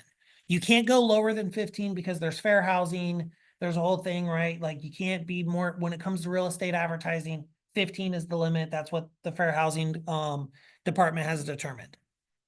And any questions regarding the targeting section, right? We're just adding zip codes and or cities up to 10, and then we can adjust our radius. We can't go lower than 15, but we can go pretty far up. There is a section here called include my database. We're going to skip that for now. And then under the media type, this is where we are now going to select what graphic do we want to utilize, right? This could be if I have something already built in Canva, maybe I've downloaded that graphic. Maybe I have built something in designs in command, right? I can see what those assets are. I'm going to go ahead and just select something that I have. Just to plug it in there. And then, but this could also be where you just upload, honestly, for most of you, what I would recommend, the easiest lift, just upload a picture of a home that's attractive, right? Right? There doesn't have to be any words on the image. There doesn't have to be anything fancy, but upload a picture of a home that's relevant to the market that you're advertising this into. For instance, what I would say, I haven't been to everywhere in Paducah, but I'm assuming there's no palm trees here. So, there's no palm trees in Ohio. But, don't use an image of a Malibu beach house, right? Because that's not relevant to the target demographic. Does that make sense? Right? Can be any image. You can upload it, simple stuff. You could, once again, if you are a Canva extraordinaire and you want to build a pretty sweet Canva graphic that says, what's my home worth? And all those different things, feel free to do just that. And then just upload the image. Next, as we get down here, we're going to see the text section. This is where, based upon what we've selected, we have a couple different options here. We have our theme option. We have attract sellers, attract buyers, or custom. You'll notice, because I selected attract sellers, it's actually already given me some default text, right? That's already plugged it in, right? It's already plugged in that information. It's already given me a headline, right? Unlock your home's true value. If at any given point I want to change it, I can change that. If I click the little emoji icon, I can plug in some additional emojis if I want. On a crazy note, if you're interested, Facebook basically says ads with emojis have a 30% higher open rate, or click rate, I should say, than ads without, which is interesting because it's true. Emojis do draw my eye to an ad. I don't know if it does for you as well. It breaks up text blocks. So feel free to think through that. But you have that ability to plug emojis in on either one. Super simple, super easy. Once again, if I were attracting buyers for some reason and I click attract buyers, you'll notice the default text changes, right? And if I do custom, right, this just blanks everything out and I can plug in what I want. I'm going to go with the easy option. I'm going to attract sellers, right? And now we're going to get to the destination URL. This is where that URL we talked about earlier comes into play. I would go to my website. I'm going to locate my home valuation page, right? I'm going to copy the URL in my address bar, right? And when I go back to that campaigns tab, I'm going to highlight everything in that URL link. I'm going to blank it out and I'm just going to paste it in there because this is where when they click on this ad, I'm going to send them. Does that make sense? As we go further down, of course, we have this compliance section. This is where the DBA, doing business as, this is where it's going to pull your marketing information. You've already configured your marketing profile. It's pulling your logo in. But if for some odd reason you needed a different logo for whatever compliance scenario you're in, you could upload a new one. If you're ready to launch your ad, you would proceed to the last step. If you're working on your ad, you have this ability to save it as a draft and come back later, right? But of course, if we proceed to the last step, oh, why is this not? There we go. When you proceed to the last step, it's going to then take you to the section where we're going to plug in some information. We'll set the duration of the ad. How long do we want the ad to run for? And what is our budget, right? What do we want to spend total for the ad?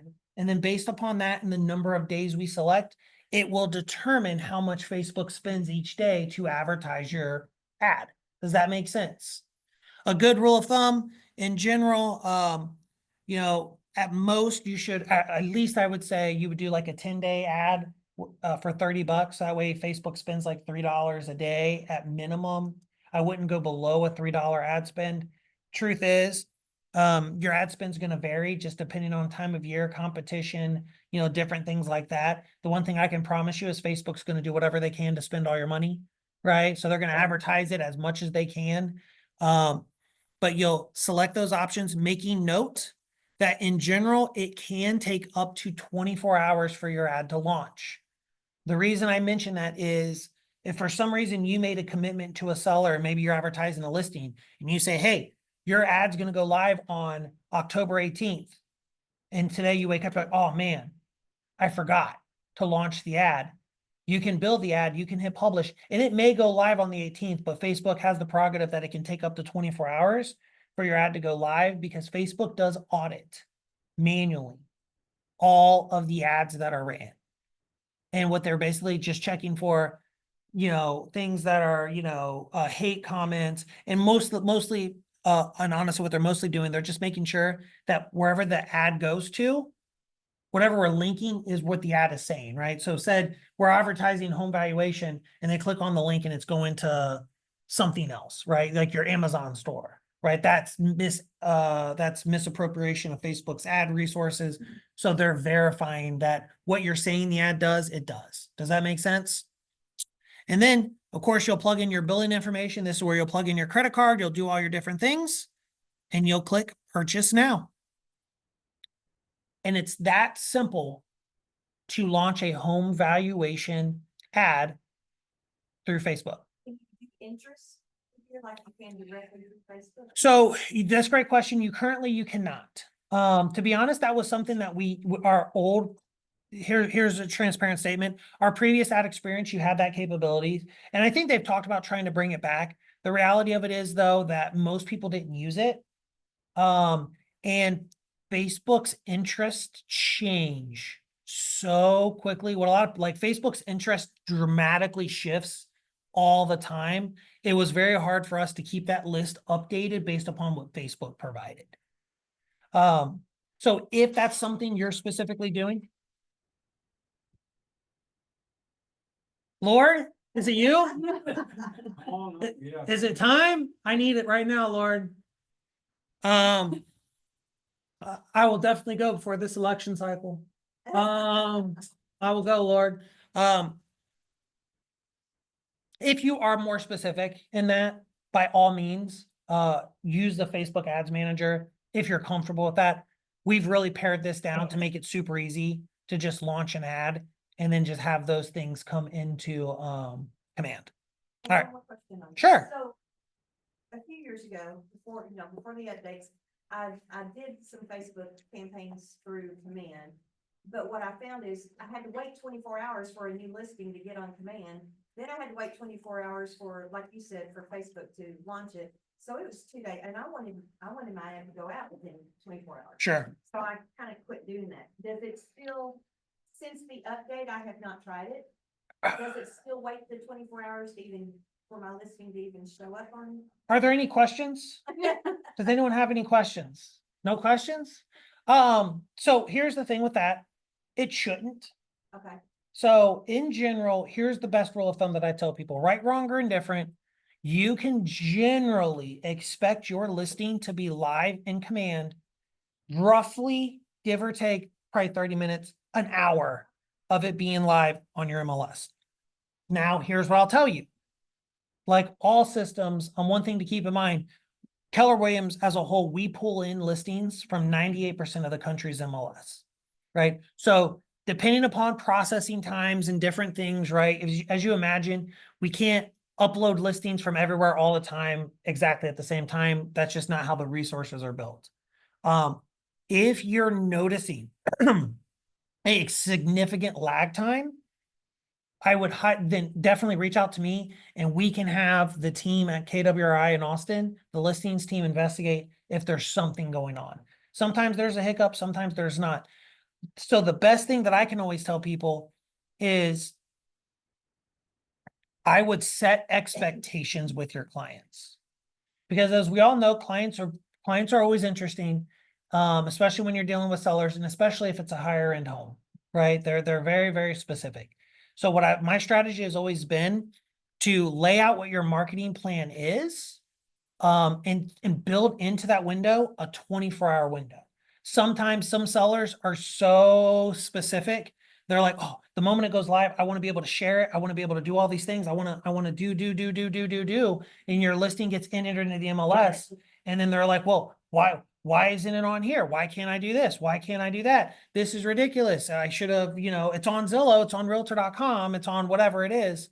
So I think on the front end, my best recommendation to manage that is have conversations around what your marketing strategy is, right? The beautiful thing, you guys are salespeople. I'm sure you can come up with a logical way to say, hey, once it goes live in the MLS, I'm going to wait 24 hours before I really start to do the push because I want to make sure it's live on all the various websites.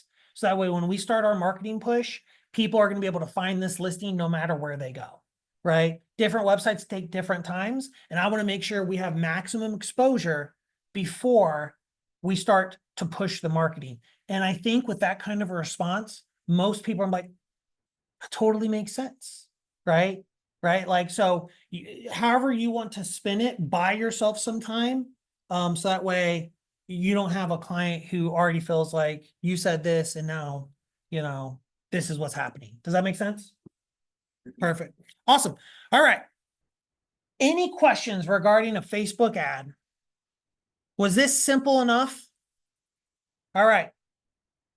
We have 24 more minutes, and there is one more piece I would like to show you of all of this if you're interested. Are you guys ready to just ride out with me? We'll go through this. Perfect. I know we haven't even done a bathroom break, and I feel bad for everyone. I was like, I should have done a bathroom break. But we're going to kind of truck through this. So I want to mention, and I'm going to jump out of this, and you don't have to follow me quite yet. If you want to get back to the main page of Command, go ahead, close a tab, open a tab, go back to Command, whatever it is. But I do want to mention something. Notice when when Darth Vader came in and he entered my home valuation tool, right? He entered that via that tool. It notified me that he actually came through. The lead source was home valuation parentheses site. So Command told me where that lead was coming from, right? One of the things that I can do is I can have a smart plan automatically trigger and then contact anyone that comes through any particular lead source. So imagine a scenario, Darth Vader comes in, maybe I want to send Darth a text message. Maybe I want to send him an email. Maybe I want to say, hey, thanks for checking out my home valuation tool. Hopefully you're able to find the information you were looking for, right? Or, hey, I saw that you used my home valuation tool. I just wanted to see, did you have any questions, right? However you want to phrase it, right? You have that capability. For some agents, maybe I just want Command to tell me to call this person, to follow up with them, to remind me that, hey, give them a couple days, give them 24 hours, whatever it is, and then create a task for me to call them so I can just say, and like, let me review what they did. And then now I have a reminder that says, hey, Darth, I noticed you put in an address, blah, blah, blah, and we were unable to provide a home valuation. Sometimes it's because, in some areas, homes don't turn over as quickly. What I would love to do, if you're up for it, I'd love to come out and give you a home equity report. And I really like to dive into the details on what you've been doing to maintain your home. Because a lot of times these online tools never show a true home's value because they can't see what I see in the way you maintain your home, whatever it is, right? Blah, blah, blah, blah, blah. Right? I'm terrible at sales, so don't actually use any of my scripts. Just buy the house already. What's the matter? It's got a toilet. What do you need? And I would say you can have Command do that. And it's very simple to do. So the first thing we're going to do is figure out what do I want the smart plan to do. And we're going to quickly build a smart plan that could do a couple different things. So to do that, once again, I'm making sure that I have my red KW clicked. I'm going to go to smart plans. And I'm just going to show you how easy it is to build a quick smart plan that would allow you to let's just say it reminds me to follow up with them, let's say in 48 hours, right? 48 hours after they submit the home valuation tool. Maybe you want to do 24 hours, but it reminds me to do that, right? From smart plans, I'm going to click create. I'm going to need to name my smart plan. I got to give it a name so I can identify it, right? So maybe I'm going to do HV for home valuation 48 hour, yeah, we'll do it 48-hour follow-up. Right. Sure. I brought that page up, it said your Twilio account was not connected. So that's all right. So we do have the ability within command to send text messages, right? It can send automated text messages. That only works though if you have signed up for a Twilio account through the marketplace. While we're not necessarily going to cover that in this class, if you want to, I can help if you, anyone who's separate, who's interested in setting up a Twilio, we can cover it after this. I would highly recommend though, most of you do utilize a Twilio account. It's a great leverage piece, especially when we think about running online leads. It's just a way for us to connect with people quickly via a method that has a higher open rate than email, right? Depending upon the nature of things. So you can disregard it. You're just not going to be able to send an automated text message if we wanted to do that step. Does that make sense? All right. Oh, that's all right. So in this case, I just typed in HV for home valuation dash 48-hour follow-up. You can name it whatever you want though. This is what you want to name your smart plan. You know, to me, less is always more. It's probably why I get broken up with all the time. I need to put more effort into it.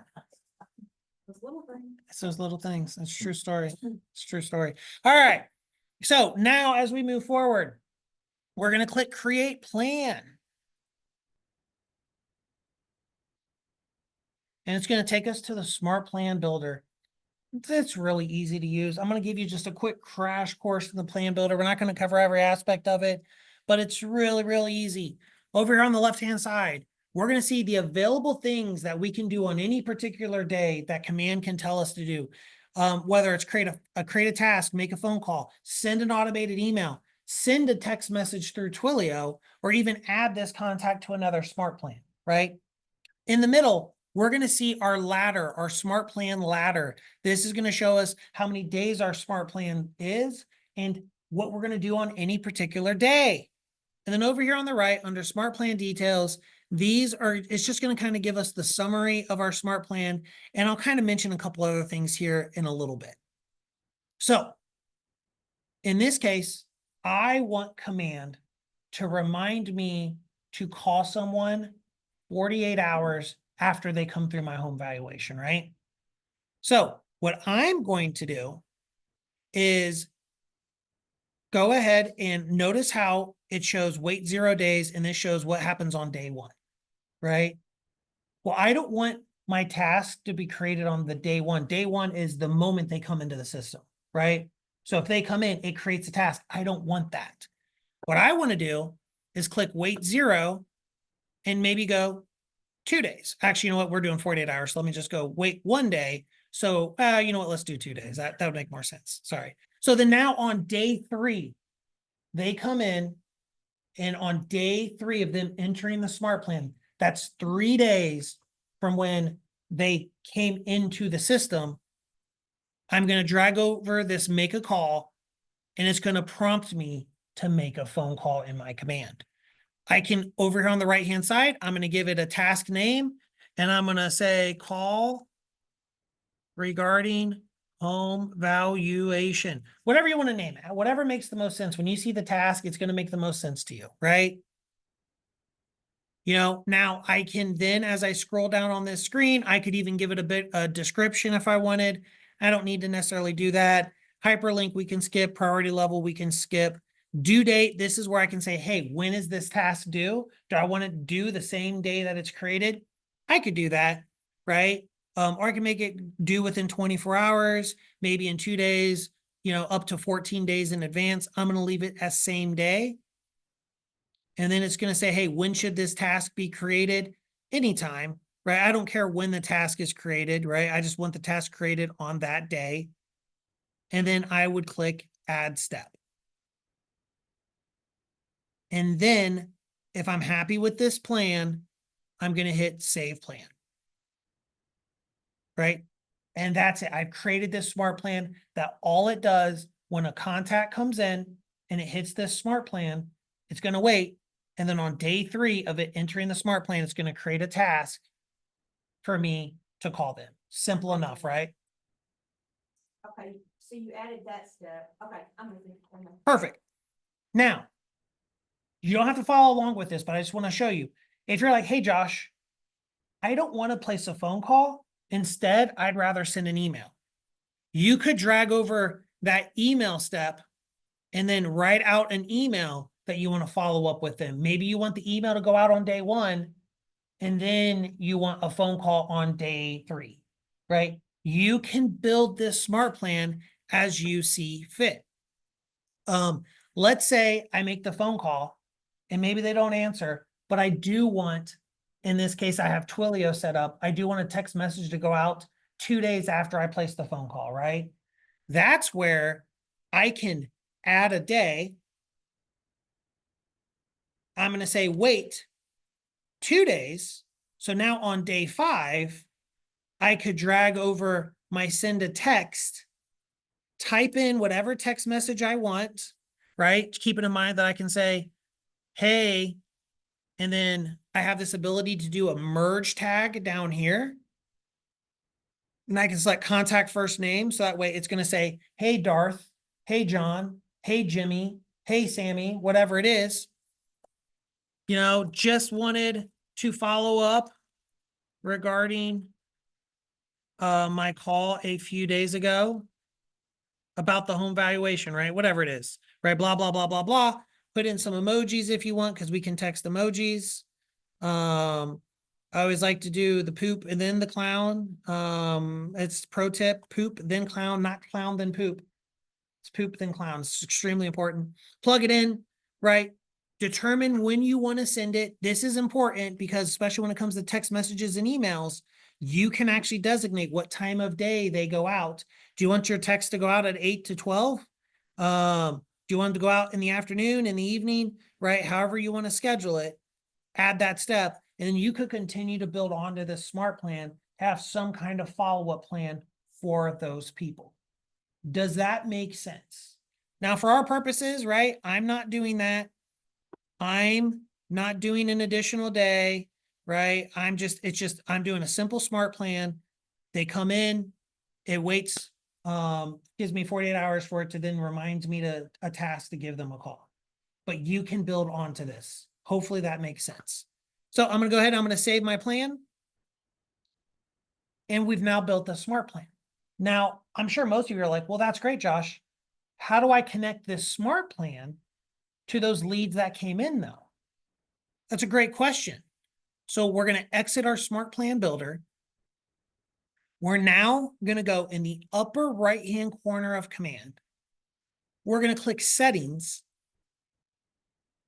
Over here on this left-hand side of command in this little drop-down area, we're going to go to command settings. We're then going to go to contacts.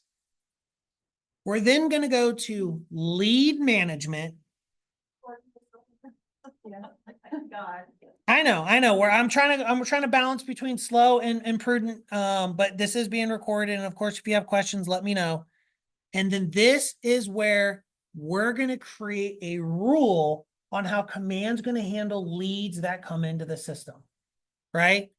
So in this case, we're going to create a rule. I'm going to name it HV leads for home valuation leads. You can name it home valuation. You name it anything you want that makes sense, that it's identifiable to you. From this drop down, I select the lead source. And if you recall, we talked around when leads come into the system, there's a specific source, right? There's home, valuation, and site in parentheses, right? We talked around that in the contact list. When Darth came in, the lead source was that. So I'm going to check that. I'm then going to have an option. Do I automatically want to apply a tag to this lead for Darth? Right? Do I really want to do that? Or I can easily select assign to smart plan HV-48 hour, right? The smart plan I just created, and I just hit create rule. And now that's it. Now, in the almost 2 hours I think we spent together, We've updated your marketing profile. We've claimed and configured the homepage on your website, right? We've built a home valuation tool for your website. And most of you should already have that. We went through that a little slower. We built that. You now have a link for most of you that you can share off right now manually to your consumers to start generating those leads. We decided to launch a campaign that we can use Facebook to start trying to drive some paid traffic to that page to garner interest on your home valuation tool, right? We then also built a lead management rule that when leads come in from that source, it tells it to hit that smart plan that we've built. And that smart plan is going to create a call task reminder for me in command 48 hours after they came in. Basically, it's going to create a task for me to call them to follow up with that client. These are actual things that now you can start to use to do some lead generation. In closing, there's a couple things, and I'll go to just general questions. The thing that I would ultimately just make sure you do, don't spend money on Facebook leads unless you're going to follow up. Right? That is the number one thing that I want to tell you. Like, I believe there's true value in Facebook leads. We generate leads for anywhere from like $2 to $3 a piece, which is insanely cheap in this environment and in this market. But follow up with the leads. And I want to be extremely clear about one thing. When I say follow up with the leads, that does not mean, oh, hey, Josh Boatman here. Sorry I missed you. I saw that you put in a lead on my home valuation website. If you're interested in learning more about the value of your home, give me a call. Well, Josh, I followed up. That's not follow up. Follow up is actually connecting with people. Follow up is making sure that you're not calling once or twice. One of the most ridiculous, I've been in the real estate business for a really long time, over 20 years. Gosh, so old. And there's this insane notion that we think of real estate agents. I thought, well, it's the 3 strikes and you're out rule. Well, Josh, I followed up with them 3 times and they just never responded. So they just must not be interested. That's not how it works. Studies have shown it takes anywhere from 12 to 18 touches to turn an online lead into a contact, to generate business from it. Most online leads take up to 18 months to go from beginning to close. So you have to put in the effort. I had the privilege of being at family reunion earlier this year, and I sat in on a panel on lead generation. And there's a guy's name, I believe it's Daryl. And 70%, he runs a $150 million business, and 70% of his business is online leads. And he's militant about it, right? He basically says this, and I don't want to offend anyone, so I apologize. He says he's looking for one of 2 FUs when he calls someone, either that they want me to continue to follow up with them or the other one, right? He's like, don't be rude about it. Don't be angry about it, right? Like, but the truth is, you want to connect with people enough that they basically dictate what their intentions are with you, right? And the greatest gift someone can give you is just say, hey, stop calling me, because what they allow you to do is not call them anymore. Is to say, hey, now I can focus on the people that want to be in business with me and the ones that do not. So please, please, please spend money on Facebook. There's money to be made, because you can imagine, if you spend $500 on Facebook ads and that leads to one closing, guess what? You made out like a bandit, didn't you? Right? But you have to follow up. If you're not going to do it, don't spend your money. Do something else. Does that make sense? All right. We have 6 minutes left. First of all, I know this was long. Was this helpful? Okay. Will you guys at the very least, for those of you who are able to follow along and build your home valuation page, will you start sharing it and start having conversations around that with your clients? Perfect. Questions? Anyone have any questions? Anything we covered? Josh. Yes, ma'am. Okay, smart plans. So My biggest hangup on smart plans, and I know this is a drunk monkey, but teach me. I see all of these elaborate plans, Mm-hmm. and my question is, how do you stop that for this one person that you actually do, who does respond to something, and I don't want the others going out saying, hey, just following up, because we did today. How do you? Great stop question. A fantastic question. I'm going to show you a new feature we have in Smart Plans that I kind of glossed over for the purposes of this class because I didn't want to like get caught in the minutia, but this is a great question. When you are building a smart plan or you're in any smart plan, you're editing any smart plan that you've downloaded from the library, over here on the right-hand side, you have this thing called Smart Plan Details, right? And it gives you a bunch of information about your smart plans. And then when you get down to the bottom, you see our auto add / remove rules. And below that, you see remove contacts when, and you have 2 checkboxes. You can check the box that says, if a contact replies from an email that came from this smart plan, automatically remove them from the smart plan. You could check the box that says, if a contact replies from a text message that was sent from this smart plan, remove them from the smart plan. So in an essence, if you have a 12-month elaborate, like cold lead smart plan where it's going to send them an email one week and next week it sends them a text message and you're just having command just annoy the crap out of these people, right? Love it, right? Let's get those 18 touches in and turn it into a transaction. If your concern has been in the past, hey, they responded, but I forgot to remove them from the smart plan. Now I look like a rube. That's old person talk for idiot for you young people. Now I look like an idiot because I'm talking to them and then they just got another text message saying, hey, still haven't heard from you. Hope you're doing whatever it is. You can turn this feature on. And if they responded back to those smart plans, you absolutely can then it'll automatically remove them. Okay, what if I, instead of removing them, want to put them, I want to remove them from this one, but put them on another smart plan that starts the 8x8 touch or the. It's a great question. So this will, bless you, sir. That's a great question. So think of it like this. Whenever I'm in Command, whether it's on Command Mobile or the desktop version of Command, one of the habits I would recommend I always build is that if I'm talking to someone, I probably always want to make sure that I'm pulling up their contact and adding any additional notes and different things to track my relationship with that person, right?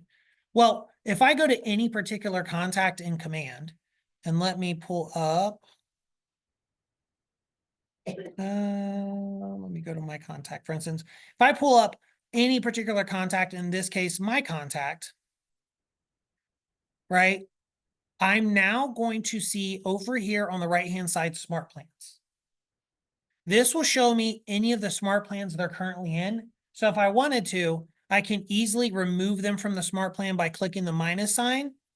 And then I can also add them to a specific smart plan. And maybe now I'm putting them on my 8x8. I don't think I have an 8x8 in here, but yes, that is correct. If you're wanting them based off of an interaction you've had with them, you'll need to manually add them to the next smart plan.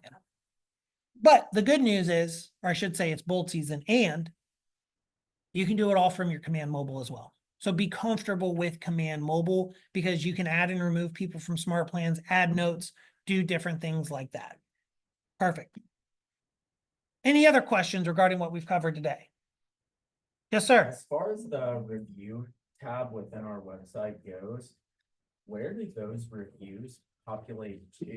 Is Sure. that just native to your website or are those then pushed out to? They do, yeah, they're native to your website. And what he's referring to, when we talk around those testimonials, when I go to my website, right, and you can see I have, where are they? Scroll past them. I have all these testimonials, right? So here I helped Marshall Mathers buy a house in Detroit. It was great. Well, here, Andre Young. You guys don't know who Andre Young is. You know him as Dr. Dre.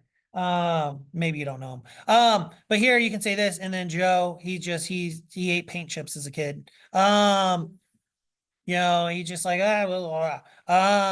but these testimonials only surface on your website, right?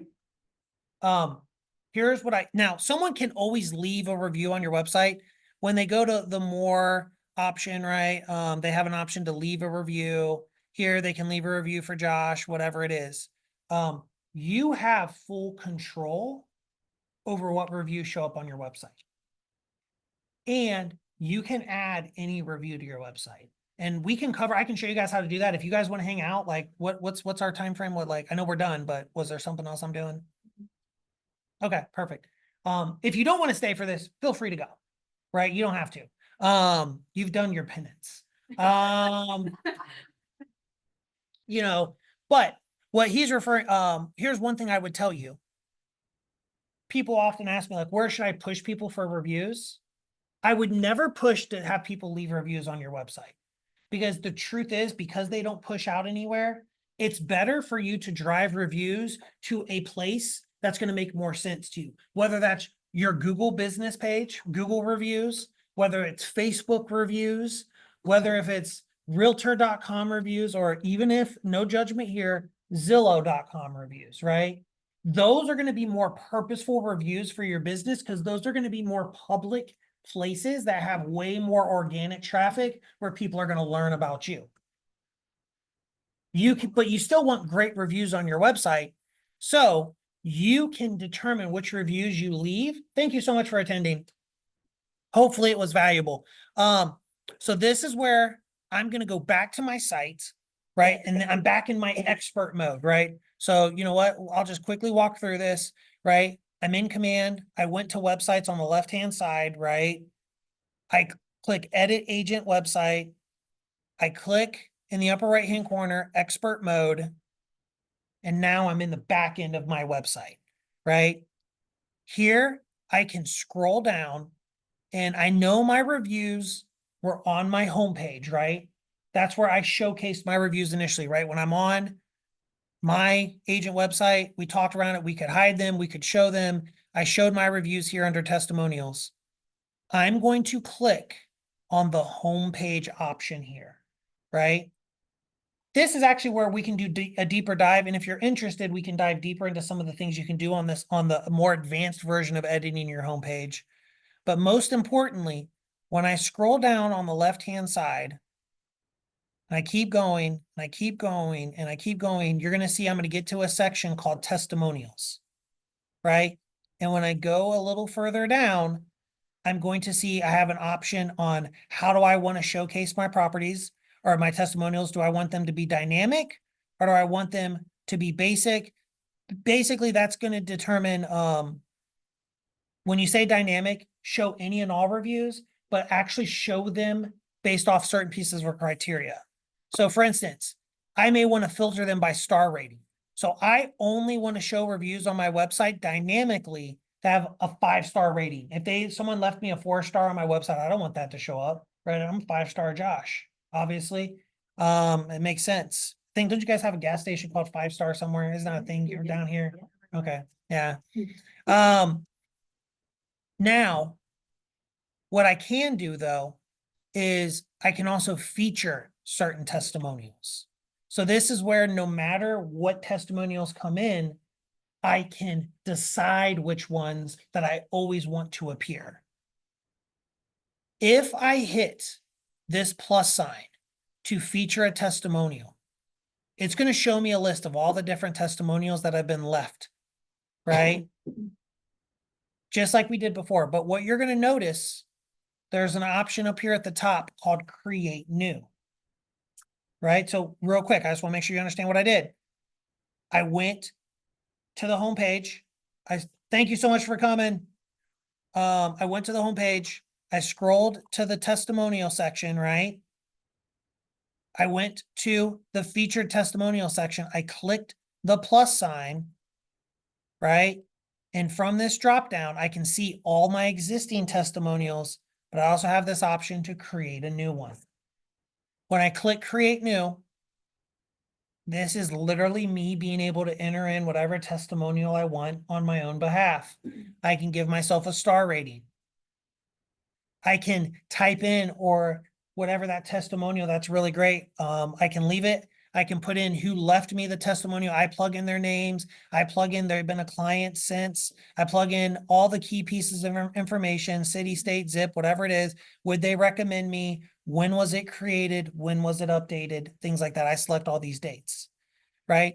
Now, this isn't necessarily for you to create a bunch of fake testimonials on your own behalf. Thank you, sir.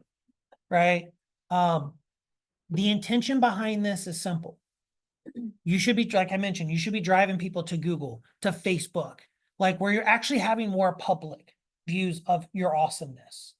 This is your opportunity to go to your Zillow review page and copy a great testimonial someone left you, paste it in here, and then maybe just put in, maybe it's Josh Boatman, right? You type in Josh, and then, but within that testimonial, I cite my source. I say from Zillow reviews, from Google reviews, from XYZ. Does that make sense?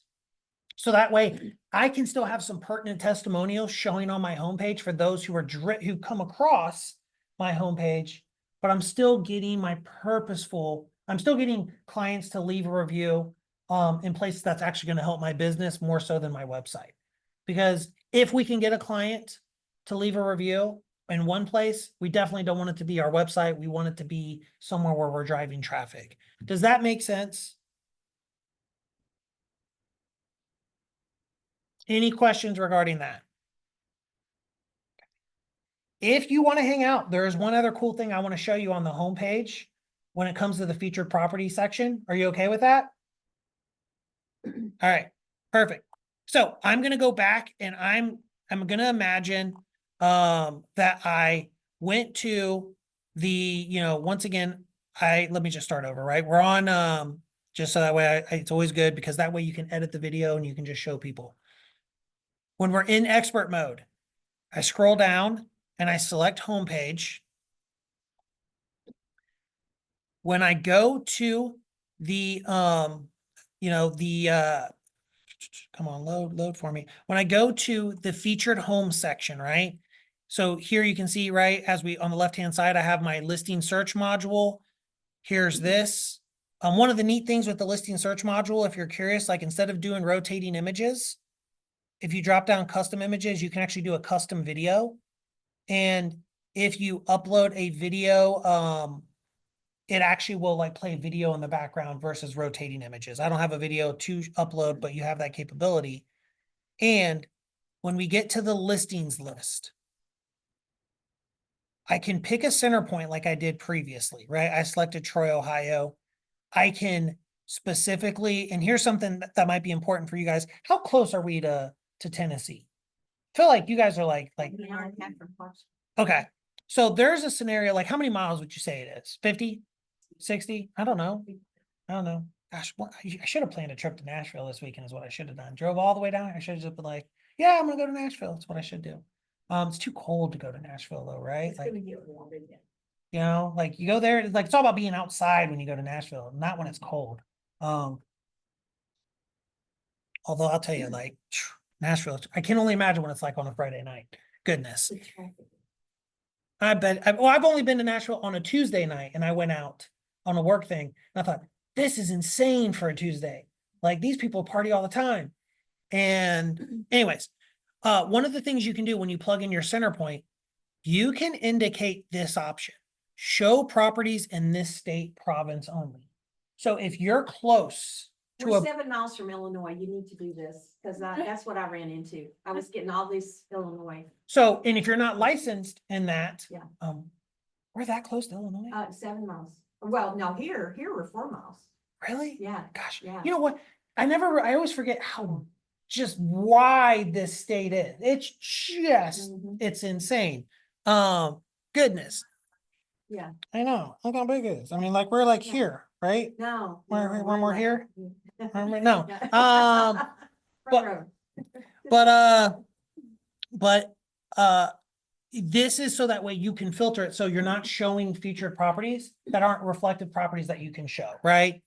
You can adjust the number you want to display. You can adjust your radius. You can have this ability to pin certain listings. And what this means, say for instance, part of my listing presentation, my value prop, I say, hey, Mr. and Mrs. Seller, one of the things that I'm gonna do, for the first 30 days of your listing, 10 days of your listing, whatever it is, I'm going to feature your property as the number one featured property on my website, right? So now I can designate a single property or multiple properties that will always be in the list. And then the dynamic search will fill in the gaps. Does that make sense? In addition to that, I can also have this drop down called feature listings by just my listings. So maybe, I have tons and tons of listings and I don't ever want to showcase anyone else's listings. I just want to show my listings. I can slide that toggle and now it's just going to show my listings in that dynamic search, no one else's, right? If you're on the team version, if you have a team, this option will also indicate, hey, show my listing and team listings only, right? So now I'm just showing mine and the team's listings.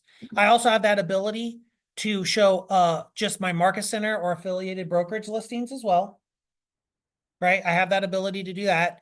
And then from filter listings, and then under this filter listings, this is where I can be really specific. From the basic view, I restricted it by center point, radius, and then price range. Here, I can actually dive deeper into it. I can say bathrooms, minimum, right? 2, bedrooms, minimum 4. I can plug in more specific search criteria so I can be very, very specific on what's going to show up on my featured homes list. Does that make sense? To the point where I can sit there and say, hey, I want to make sure you're only showing houses. I don't want to show multifamily or co-ops or condos. Maybe I want to show houses and townhomes. I can select those, but I can be very, very specific on what I want to showcase. And last but not least, there's this keywords section here. Here's what I'll tell you. If you guys know me, I always shoot you straight, right? I always kind of shoot you straight, like what works 100%. And what's kind of like this will try to filter listings based upon specific keywords. So let's say in the property description, they do mention pool, right? Like they may have a pool, right? Maybe I want to show listings that have a pool. Well, there's not a consistent way across all the different MLSs across the country where there's a box that they check has pool, right? A lot of times those are just included in the property description. So if I type that in, it's going to search and only show properties based off in the listing information or the property description that has the word pool in it. Does that make sense? So I caution people, be very, very cautious with the filtered, just because it's very easy to filter out properties you would like to showcase, because as you guys probably know in your industry locally, not every real estate agent is the same. Some of them maybe aren't as great with their property descriptions as you would hope they would be. Does that make sense?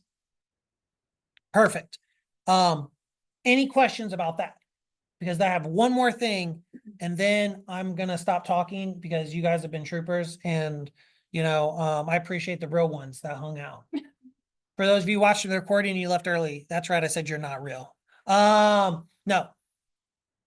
The last thing I do want to mention, if you guys have not seen it yet, when you're in Command, and you can also access this from Command Mobile, from the home screen, in the lower right-hand corner, you're going to see this little button called with a sparkle emoji.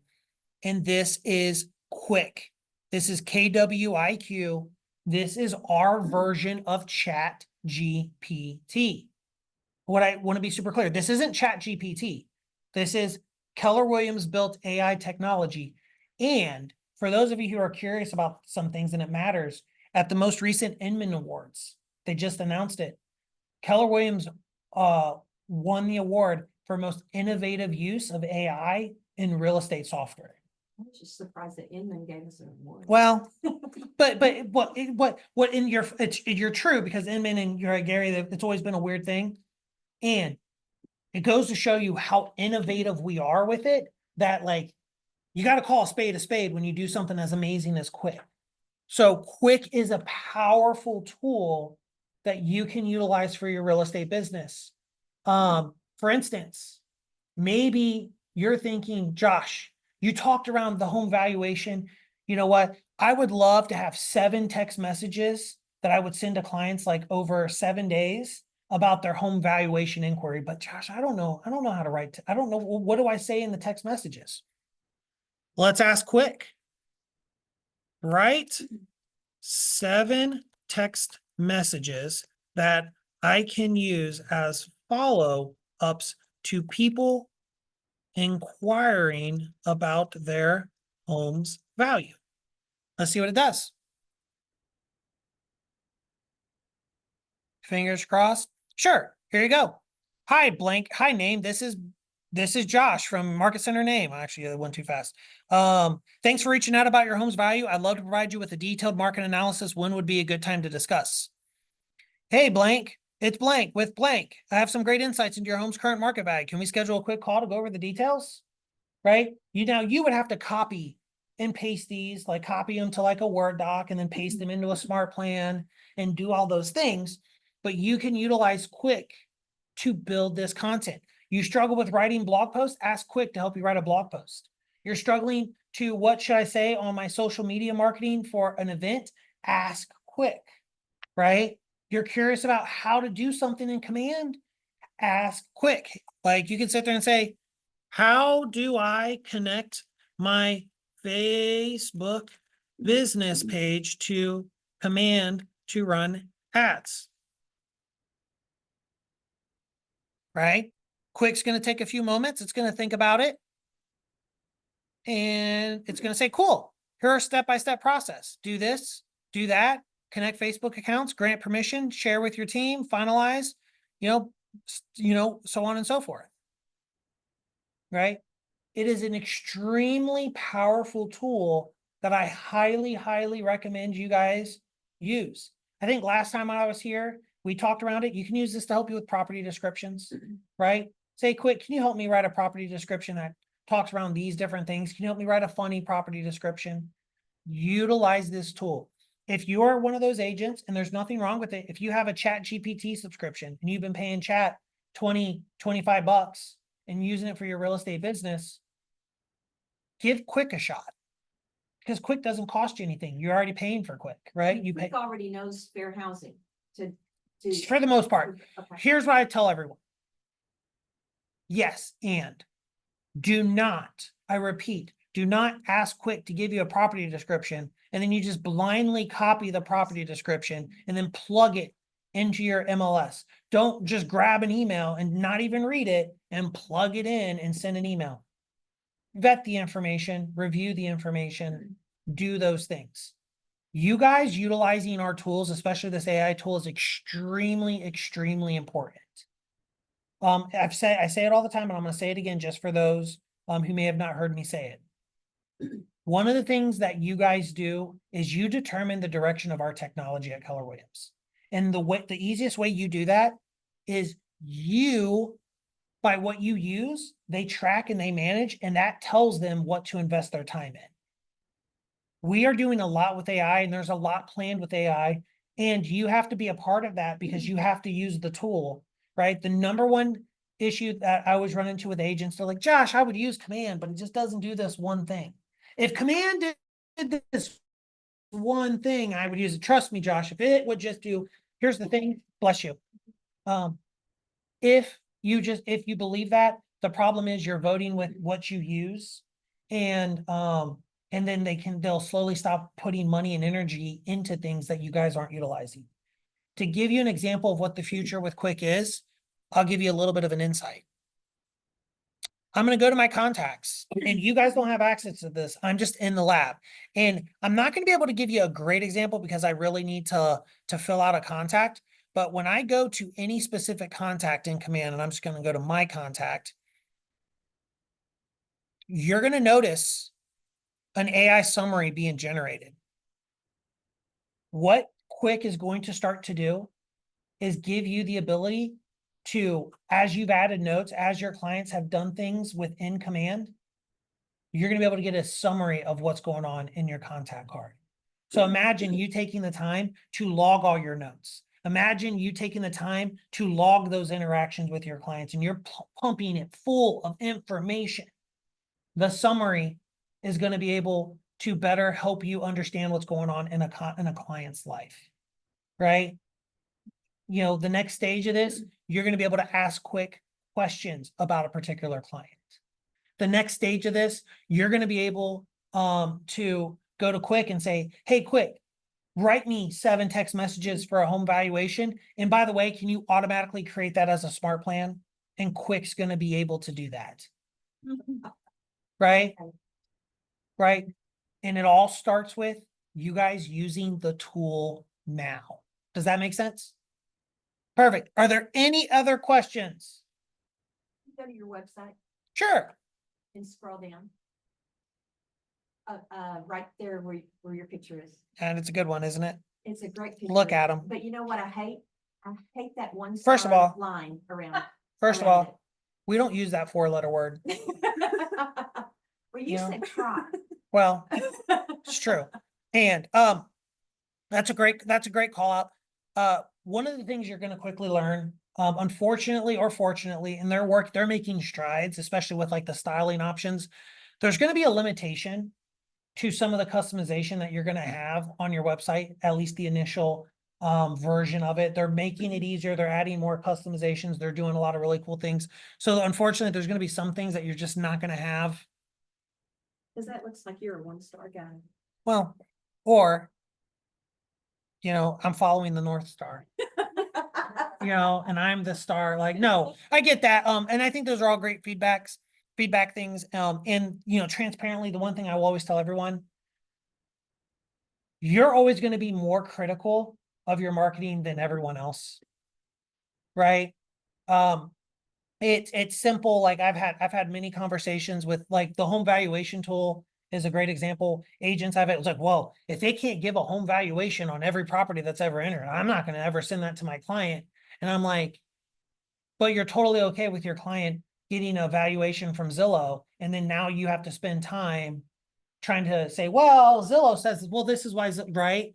You know, I think like a lot of times in sales, I think the hardest part for us, because we're the wizard behind the curtain, sometimes we feel it's a little too salesy, or they're really going to focus on that, or they're going to think this, or they're going to see that.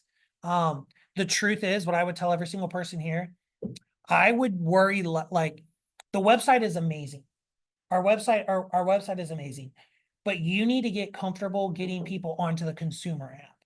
You need to push your consumer app. You need to have them download the KW consumer app. And while you're there on a listing presentation, while you're there on a buyer consult, you need to have them, hey, let's take a quick moment. One of the great ways that I love to communicate as we're searching for listings is we have this amazing consumer app.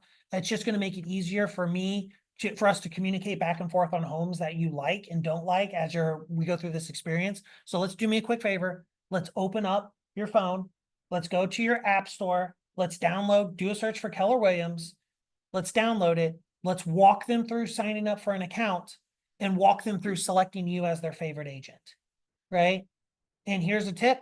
You should know how to do that before you try to walk them through. So do yourself a favor, download the consumer app, sign up for an account using your personal email, whatever it is, and make sure you understand how to select yourself as a favorite agent. Because there's some and I will get to your question. I saw there's some really cool value in the consumer app that we haven't even scratched the surface on. For instance, they can do real-time home valuations on their consumer app. Once they're signed up, they can plug in their address. And if it's able to provide a valuation, they can click a button and it'll rerun a valuation, trying to pull one if it's available. If it's not, it's not. But it'll change it and you'll get notifications that someone is constantly in there doing those things, right? Our consumer app, once again, you guys know me. I call a spade a spade. If it's not great, I tell you, it's not great. But here's what I can tell you, my personal opinion. Our real estate consumer app is comparable, if not better than anything else on the market. Our consumer app, over the last 18 months, that consumer team has created a tremendous app that has tremendous value. And I would push people to that because they're never going to see the star on the consumer app, right? And the truth is, we know all things being equal, we'll never win the search, right? we're never going to beat Zillow or Realtor.com if someone types in one of your property addresses, right? Someone's interested in 123 Sesame Street, they type it in. We're never going to be number one. That ship has done sailed. We done lost that race. They have billions and billions of dollars that they pump literally into being number one on search engines. We just can't compete. And what we do know to be true is this, especially over the last 10 years, people are more likely to open an app on their phone to look for information versus Googling something, right? You know, previously, before phones became big on Amazon, you may Google, you know, I don't know, a clock with a radio that's red, and then an Amazon link would come up. But now everyone just goes to Amazon and asks Amazon, right? Now people just directly go to Facebook. So you have the prime ability to get people onto your consumer app, and then that's all they'll use. All right. Any other questions? Oh, lady in the back, sorry, I apologize. So I've been using that consumer app for a long time, and you said to walk them through. I usually go on my app and go to the homepage and share the app with them, and then it automatically pops up on your phone. Is that the same thing as walking them? So here's the deal. So when we talk around, you have to be careful with that because this is what happens. So let me go through, gosh. All right. When we talk about Somebody searches, it gives me a notification. 100%. So what you have to be careful of is this though. And so when you share your app link, and she's talking about what she's able to do either in Command Mobile or even from the consumer side, she's sharing her app link via text message or email to those recruits, or to those recruits, goodness, to those clients. And when they click on the link, they're going to get a app link that they can download. And this is technically branded to me because I shared, my app link. When they click download from either one of these, they're downloading the app and it's temporarily branded to you. And here's what it is. So this is what happens. When they click on the app and they download it and they open up the app, they will immediately be prompted to set up an account. And while they're on that screen, if they complete the process to create the account, it's going to be tied to you automatically, right? If they click on the link, it downloads the KW app. They're like, I don't have time right now.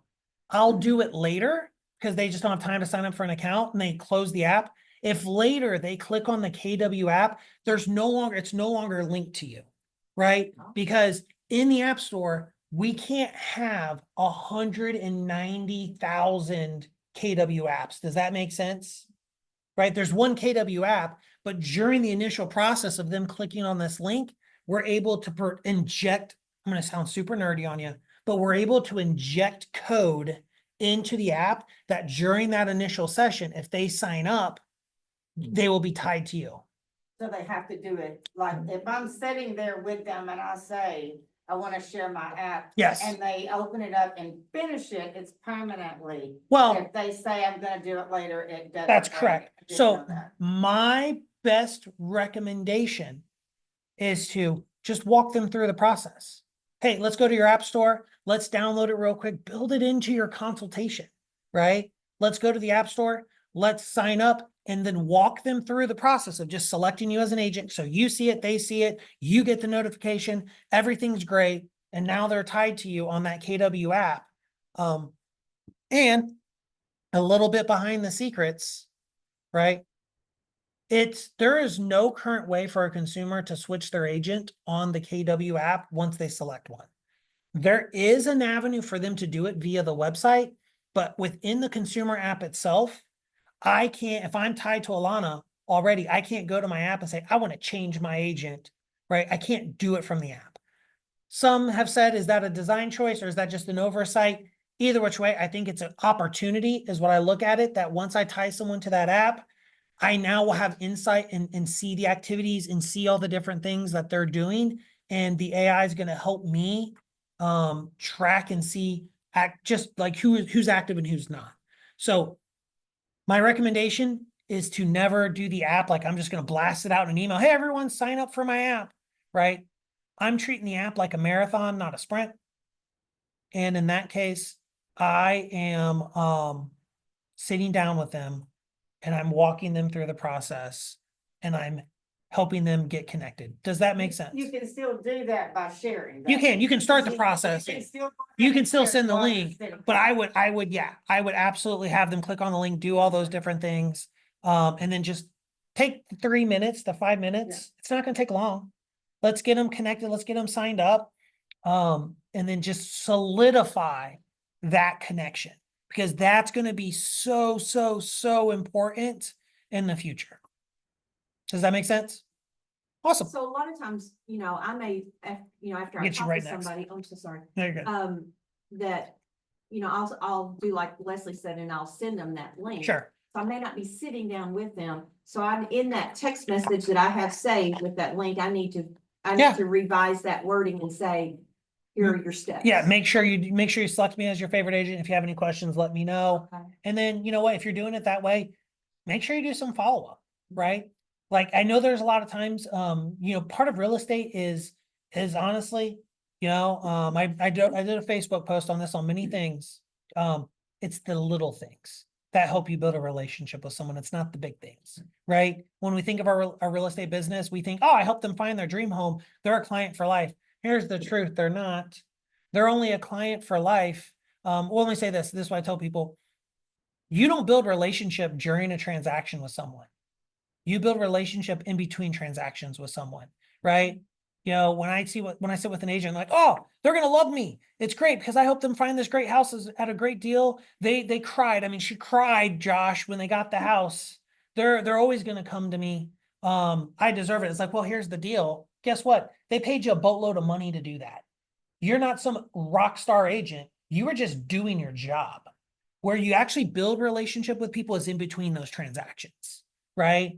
And it's helping them and connecting with them and doing the follow-up. So what I would do if I were you, if you're sending it out, especially with clients you're meeting, check to see if they are connected to your consumer. Check to see next time before, I'm meeting with Josh. I sent them the link.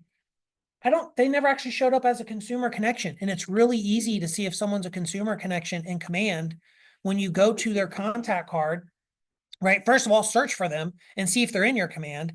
And if they're not, Because as soon as they sign up, their information goes in Command. that's correct. So if you notice, when I look at a contact and I see like this little green check mark, that means these people, are connected to my consumer app. So if I pull them up in my Command and I don't see this little green check mark, right? If I go into their contact, I'm looking at their contact card and I don't see this green check mark, then they're not tied to me yet. So I need to make sure that's one of the things like, hey, I know I sent you that consumer link, but it's going to be a great avenue for us to connect during this process. Can we take a few moments? Let's open up the app and let's make sure I'm your favorite agent. Does that make sense? Perfect. Any other questions? No, you. I keep forgetting about you. You keep raising your hand. I keep forgetting.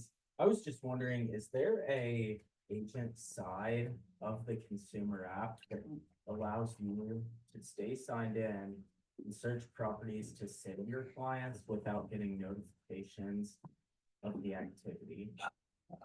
So there's the Command app, right? So Right. there is the Command app. That's a great question. There is not.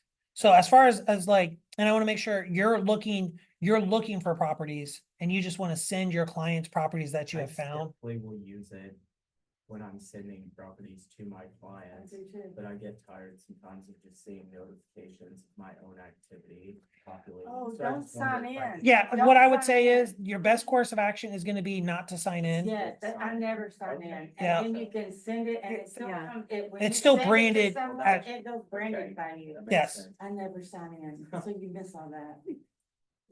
Makes sense. I should have you teach the next class. Well, I don't know a lot about that, but. No, but I love it because a lot of people, I always tell people with this app, they can be driving by somewhere Mhm. and hit that little flag or whatever it's called, yep. and it pulls up everything around it. If it's not there, but there's a sign in the yard, it's under contract probably. Yeah.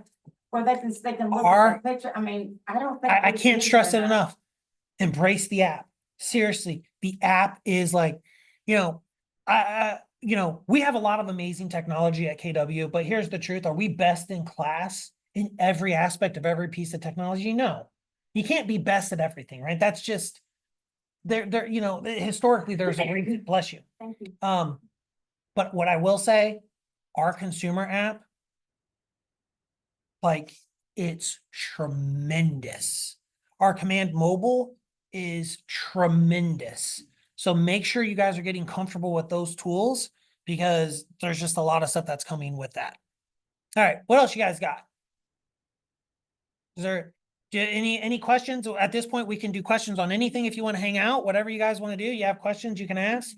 I mean, there's other stuff I can continue to show you if you want to sit here. I can show you a little bit more thing. Oh, Steve, I didn't even see you, buddy.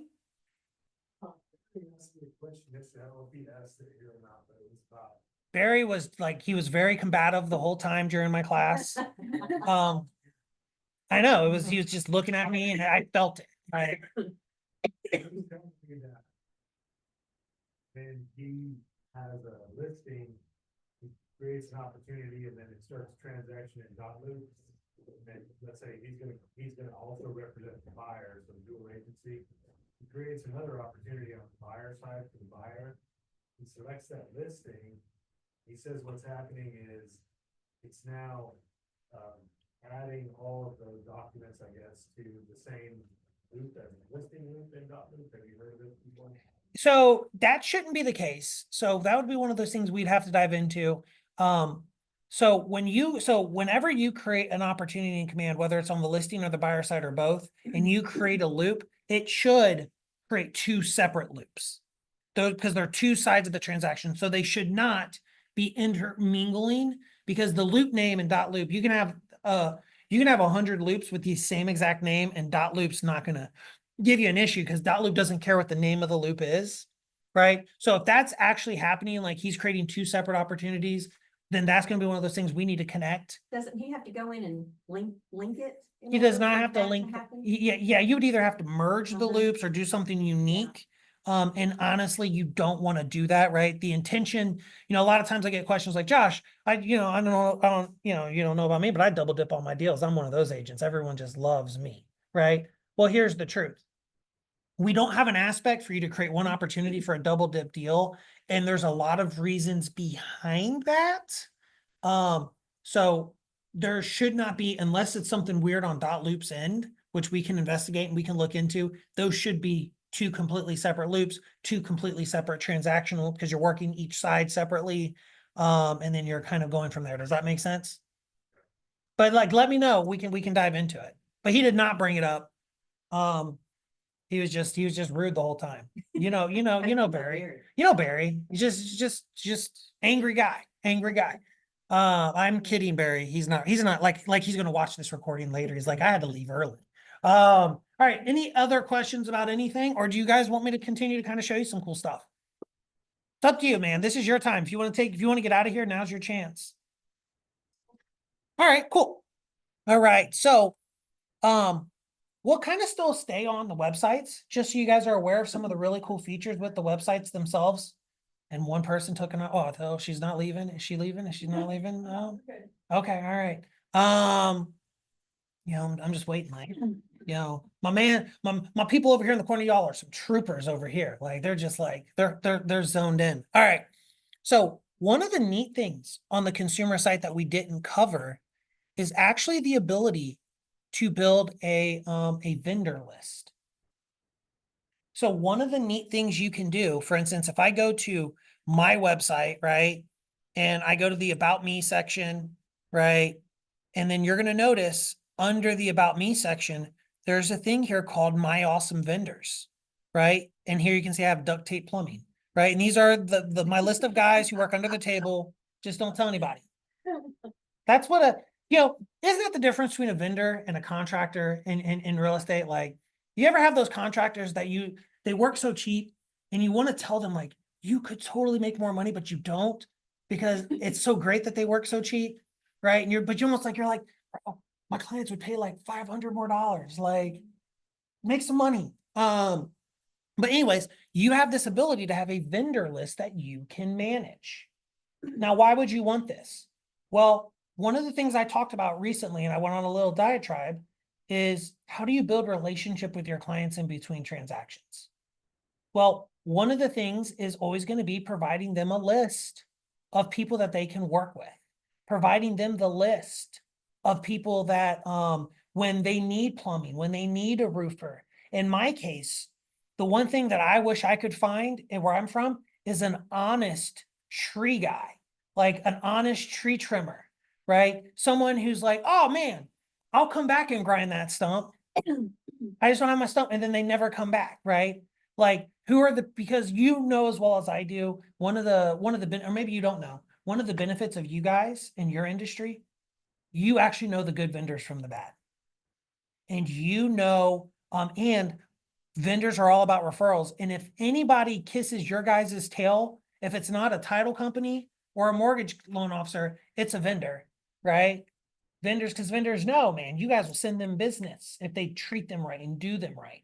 So in Command, you have the ability to build a concierge list. So now you have a way to tell your clients, hey, if you're looking for anyone, here's my preferred vendors. These are people that I have vetted, that I have worked with, that I trust.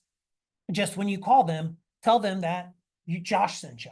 You know, Josh from Keller Williams sent you, and they're going to be like, oh, okay, you're one of Josh. Yeah, we'll take care of you. We'll do this. We'll do that. Right.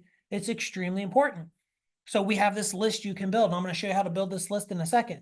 The other thing that agents are starting to use with this now is as a way to get vendors, to provide value to vendors who help sponsor things. So one of the things you may realize, and maybe you don't, you probably do give a lot of business to a lot of vendors. You probably, who here has a dedicated plumber that whenever there's a plumbing issue, you have them come out, inspect it, and that's the person you use. And you probably give them 5 deals a year, if not more, right? You're sending business their way. Here's the question. How much business is that plumber sending you? How much business is that title rep sending you? How much business is that loan officer you use sending you? And it's not, it doesn't have to be a tit for tat thing, right? Because here's the truth. If you're in the title industry, there's only so many deals that you can send to agents. And let's be clear, they have to be in multiple relationships with multiple agents. Same way you have to be in relationship with multiple clients to make money. And what you can do though is say, hey, one of the things that I would love for you to do is sponsor my next client appreciation event. So for Father's Day, I'm going to give away a Blackstone, right? I'm going to give away a $300 Blackstone. I would love for you to partner with me and basically buy me the Blackstone that I'm giving away, right? And for being one of my preferred vendor partners, I'm going to surface you as the only plumber on my vendor list, right? And then so they're like, you know what? You give me a lot of business, I'll buy you a $500 Blackstone, and I get to be featured on your vendor list that you're going to send people. Love everything about that, Josh. Let's do that, right?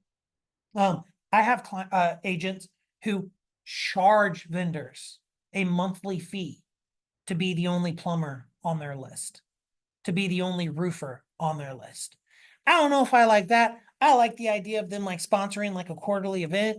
To me, that feels more like a win because they can be a part of the event. They can be a part of the giveaway. They can show up at the Taco Tuesday, right? They can like do whatever their thing is. And I feel like you can get more money from them.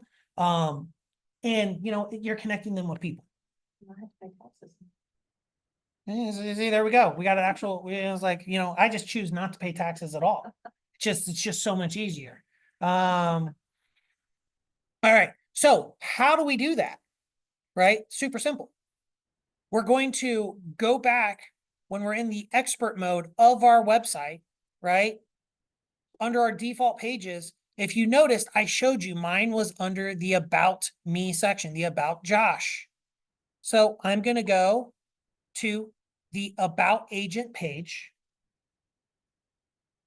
I'm going to click on it. You're going to see I have all those different sections. So here, if I want to update my agent profile or my details or the About Me section, and here you can see I have my awesome vendors, right? Here you can see I can change the title. I named it My Awesome Vendors. I added the description there. I decided that. And then if I want to build my own list, you're going to notice in this little paragraph, there is this link that you can click. That's going to take us to the page that we can edit and modify this. It's gonna move us into a company called Move Easy where we manage our vendor list. So when I click on it though, I wanna be cautious, or I wanna warn you. We're gonna click on it and you have to be patient. This takes a few minutes for this link to actually do something. This is one of those moments, don't click and you're like, click again. Keep on clicking. Like, I'm just going to click this thing, right? No. Be a little easy. Click on it once.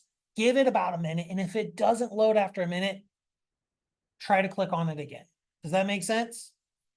When we get here, it's going to take us into a page and it's extremely easy. You can see my existing vendor list. I can actually click add vendor in the upper right-hand corner. I can type in,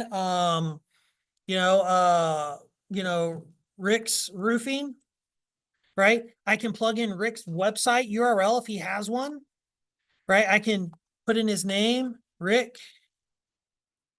I can put in, Rick, his email, rick@ricksroofing.com, whatever it is. I can put in his phone number, right? I can select the industry he's in, so I can search in this list. So maybe he does roof inspection, maybe he does roof installation, replacement, maybe he does anything with the word roof in it. So let's just say I do roof this. He does roof inspection. I select what counties he's a part of. So maybe I type in Miami, he works in Miami County. I can even upload a logo for Rick. If he has a logo he has sent me, I add him to my vendor list. We'll give it a few seconds. And now Rick has been added to my roofing list. Now it's not live. I mean, it's pretty quick. I don't think this is gonna work. Let's see if it'll show me. We'll see how quick it updates. Typically this kind of falls into like, sometimes you have to give it like the 12 hours. Oh, it worked out perfectly. So now you can see Rick's here. I now have two categories: emergency plumbing. I'm just going to see emergency plumbing, right? Visit the website. Or if I click on roof inspection, I'm going to see Rick at, visit his website and all those different things, right? So I can start to build that concierge list. Also under this, I can see vendor usage. If I'm curious, I can see, have people been clicking on my vendors? Have people been interacting? What vendor is getting, more popular than ever? This is going to be a little different because I'm a part of a bunch of, you don't care, but your stats may not look exactly like this. I have a different situation. But you can now quickly add and build a vendor list and just send people to your About Me page and really start to build that concierge list that you can surface people to. Because in time of crisis, your clients aren't going to call you. When they need a plumber, they need a plumber, right? When they need an AC guy, they need an AC guy, right? That's how you build value. And then now you'll have a way to immediately send them to check out my list of all my preferred vendors, talk around it, maybe even have a nice little flyer that you hand out at closing, right? If you're doing quarterly calls, which you should, and one of the things we always talk about is leading with value. Just make sure, hey, everyone, hey, by the way, I want to make sure I do have a dedicated vendor list, on my website where you can find some of the best local vendors that I've had the honor of being in a partnership with for the last 10, 15 years, right? And a lot of times people are like, oh, but that sounds so salesy, Josh. Like, they're gonna be like, no, it's not, it isn't, because when we do our quarterly calls, we're typically following the Ford method, right? If you guys haven't heard of the Ford method, right? We talk about friends and family. We talk about their occupation, their job. We talk about their recreation, their hobbies, and we talk about their dreams and stuff like that. So here's what I can tell you. When I call someone on a quarterly call and I'm just asking them about them, I'm like, oh, how's the job going? How's this going? And I'm adding them all into notes in my command, right? When I ask someone, how's work going? What's going on in your life? What do you think they're going to ask me when they're done answering? How's real estate? Yeah. How's work going for you? How's things? Oh, great. Actually, it's so funny you bring it up. I actually just had a client that called me and they actually needed their water heater burst and they were in a panic and they didn't know any plumbers. So I don't know if you know this, but they didn't realize that I actually have a concierge list of local vendors that I have personally vetted, that I have a personal relationship with. So I was able to direct them to my favorite emergency plumber. And he was able, because of our relationship, he was able to get out there same day and take care of their issue. And then inevitably they're gonna be like, either they knew it or they didn't, like, honestly, Josh, I didn't know you had that. How do I get that? Oh, you know what? I'm gonna text you a link after our call, so that way you can always see any vendors. And one thing I would ask, if you see a vendor that I'm not representing that you think would be great for my list, someone definitely. I would love if you would recommend them so I could talk to them and blah, blah, blah, blah, blah, blah, blah. Or maybe they just all of a sudden they're in the plumbing business and like, hey, actually, I just got my plumber's license. Oh, that's amazing. I'd love to discuss it. Maybe we could add you to my vendor list, right? Talking about sales is never about talking about sales. It's talking about other people, and people instinctively, once you're done talking to them, they want to learn about you, right? Does that make sense? So very, very powerful tool.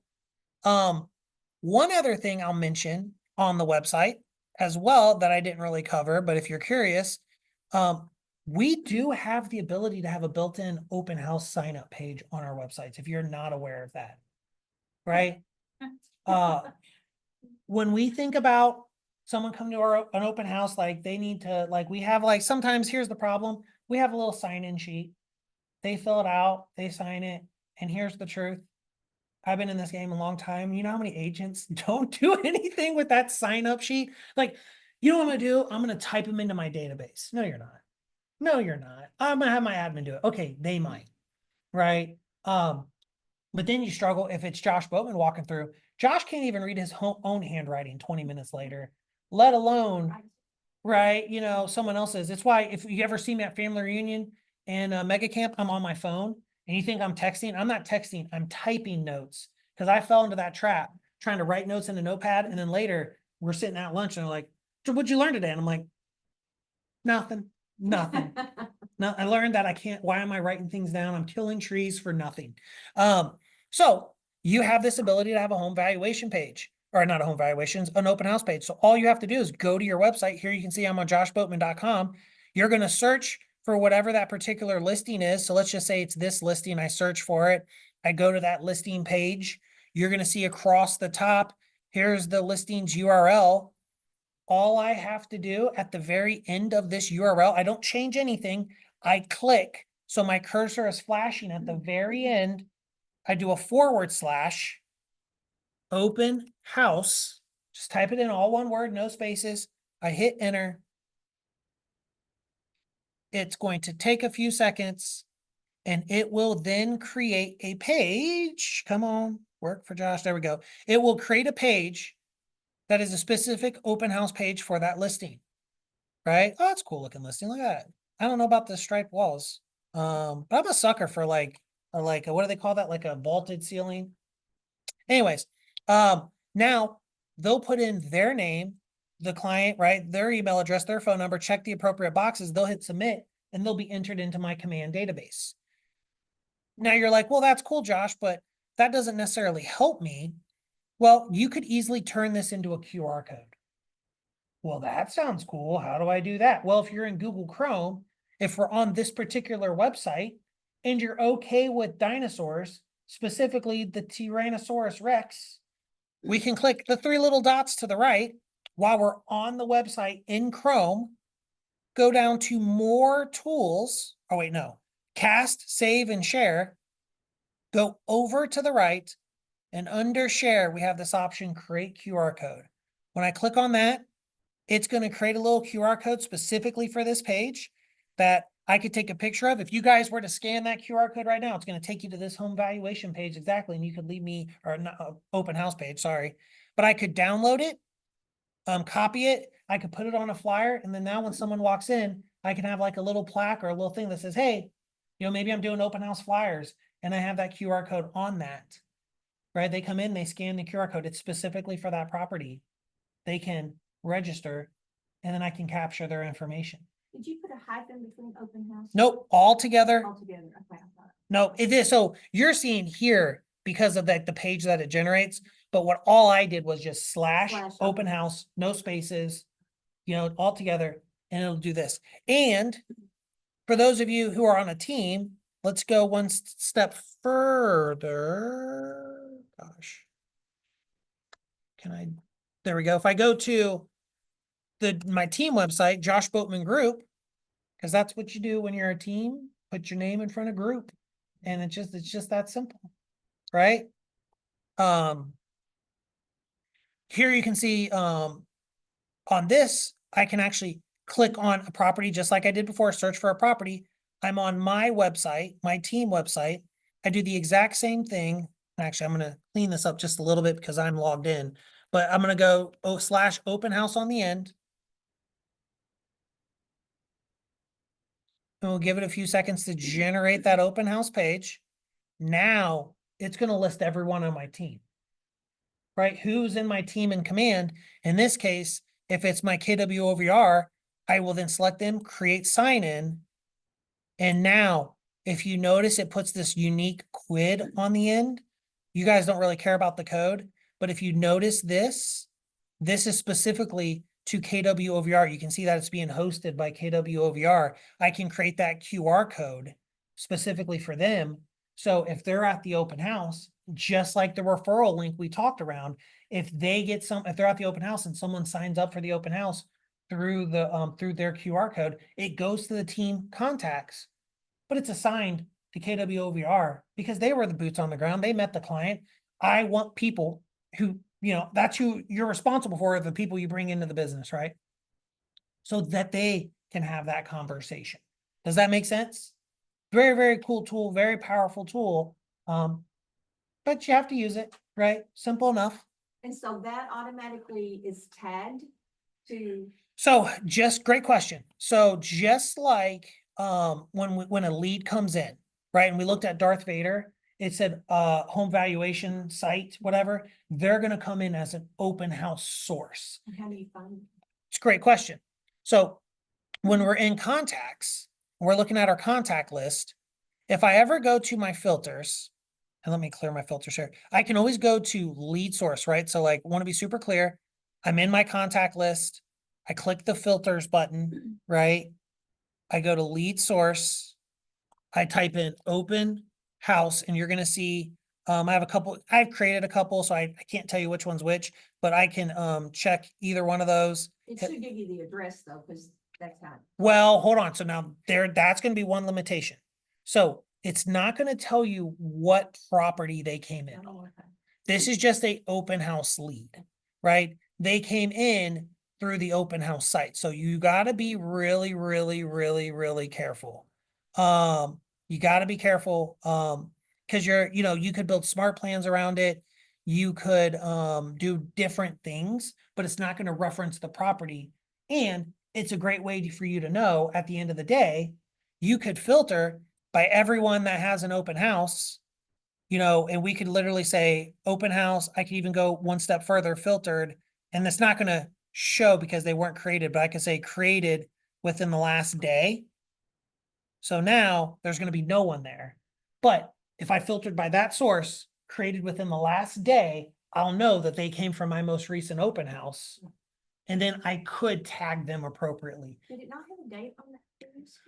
It does, but I didn't actually, those are all old open house leads. When I do created, they came into my database, like they filled it out right then. They're like, if you guys we fill it out, it would show up in that list because it came in brand new, created within the last day. Does that make sense? Any questions regarding that? Young man. So the one time I used it, I did the / open house and everything, and it pulled up the right page. But when people entered in their info, it treated it like a sign in and made them like an account, and it took them to normal KW.com. Or they could start like browsing houses. Well, let me take a look at that. I'm unaware that that's normally that's not the intention behind it, but let me look into that and we'll figure out what's going on. But to your point though, if nothing else, keep in mind, the intention behind it is that they sign up. It does create an account. Like part of the process is it's creating an account tied to you in a way. Right. And then they're on their device. So, it's not like what I would tell you, you're not handing them a device for them to sign in. The intention would be for them to come in, scan the QR code from their phone and do that. Does that make sense? Yeah. So that could be maybe some logic that they changed to make sense, because now they're on KW.com. They're still in your open house, but if they want to look at any other properties, we've immediately put them in a position to start searching for them. Does that make sense? Perfect. I probably have one other thing to show you and then we can wrap it up. Is that all right? If you're interested. All right. One of the cool things people don't, there's actually two things I'm actually going to cover real quick that I think is going to, that's super important for you guys to make command a little bit more purposeful for you. Have I ever talked to you guys about notification fatigue? Is that something I talked to you about? If I haven't, if you haven't attended, I'm going to talk around it real quick. Notification fatigue is when you get so many notifications, you just stop caring, right? So the biggest thing I want to mention that you guys do, look at my command. I come in here, you can see I have over, 228 notifications that I'm not taking action on because I'm getting notification fatigued. So the thing I would recommend you do is clean up your notifications and tell command how to notify, like, how you want to be notified and on what you want to be notified. The easiest way to do that is when you click the bell, click the gear icon at the top, and then it's going to take us to our notification preferences and just go through this list. There are probably over 50 different notifications in command. So you can pick and choose on what you want to be notified on. So for instance, if you go to the consumer section, you can say, hey, when I receive a consumer lead form, I want to be notified either the desktop in-app, which is the bell icon here, the mobile in-app, which is the bell icon on command mobile, and I also want to receive a push notification, right? So take the time to go through and review each notification. And most importantly, if I could tell you, be very judicious with what you receive a push notification on, because you only want to receive push notifications on things you want to take action on. Does that make sense? Yes, sir. Is there a way in the command MC customize who gets notifications? Like I get, like, man, has notifications. Sure. So who wants to check compliance? It's such a drag. Do better, people. Do better. We wouldn't need a compliance coordinator if you would do everything right all the time. No. Like, I don't want to get those. I get like 27 a week and I don't even check. So here's what I'll tell you. That's because you're a market center leader. You're going to go to the same notification settings and there's going to be specific notifications because you're a leader that other people aren't going to see. So for instance, you'll go into, you mentioned like opportunities, for instance, right? You'll go into opportunities and you're going to see different notifications in this list that some agents aren't going to see. For instance, more than likely, you're going to find it under admin. You'll see some of these, like here you go, like new compliance request, resubmitted compliance request. You're going to have a different section and different notifications available to you as a market center leader that agents aren't going to see, but it's all done from the notification center in your normal command. So if I uncheck those, it's just uncheck. That's correct, because this is your profile. Great question. I think the only other thing that I would mention, and this is going to be more, this is going to be beneficial for everyone, but especially when it comes to teams. We recently had a huge change to how opportunities work in our opportunity checklist. So when I go into a particular opportunity, for instance, and I go into a particular phase, right? And you can see I have these different stages, and we've always talked around how you can have as many different stages in an opportunity as you want. And then with each of those stages, you can have different checklists, right? Well, one of the unique things we can now do, if we edit the stages and checklist, right? I go to any particular stage. When I add a task, I can now have the task, the due date of the task trigger off of a key date in an opportunity. So this is what this means.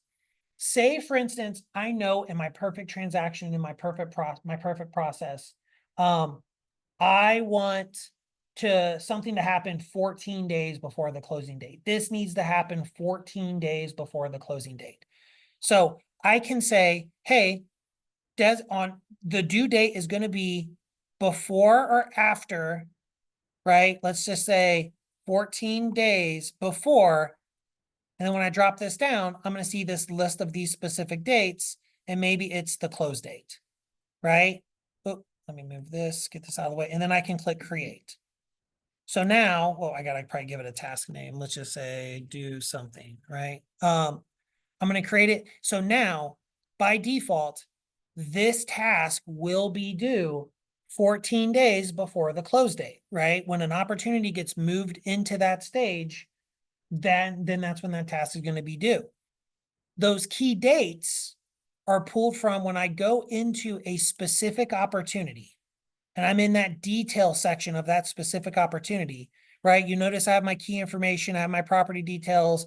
As I go further down, I have this whole section called key dates. So now when I edit a specific date on an opportunity and I'm plugging in those specific things, I can say, hey, my close date is going to be on the 25th, right? So now that task is the due date for that task is going to trigger off of that key date, Now, for all of them, or are you in a specific opportunity. opportunity? So specific, well, What if I want that as a generic always? so, okay, let me get clarity on your question before I immediately jump to an answer. Okay. You're designating it at 14 days for all opportunities based upon that close date. You're creating a standard template. So what you're not going to be able to do is say, hey, on this opportunity, trigger 7 days before the close date. On this opportunity, trigger 10 days before the close date. We're talking around what's that standard process that you like to follow for a transaction. Does that make sense? Yes, but how did you start it? Where did you go to do? So it's two things. So I'm designating it within the stages of that particular, or the checklist of that particular stage. So I'm in listing cultivate, for instance, right? That's the phase I'm in.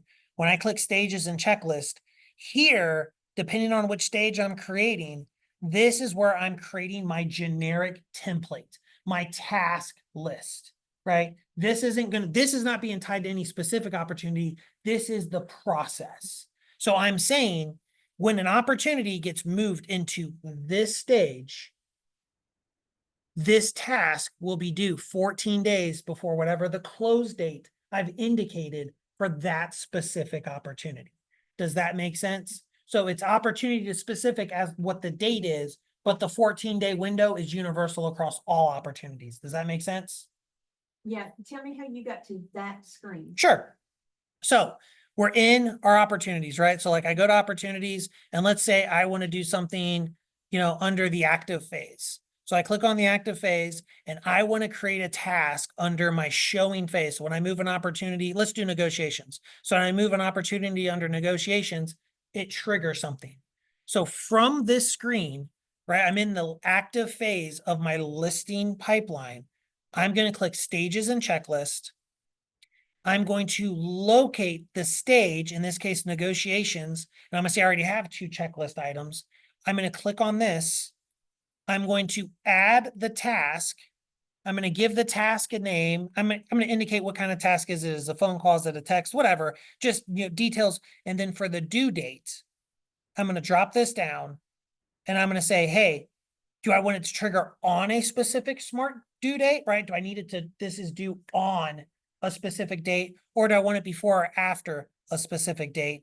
Regardless of what I select, right? If I select on a smart due date, I just get the list of the key dates, right? If I select before or after, I can select before or after a certain, maybe it's 10 days after, the staging date, right?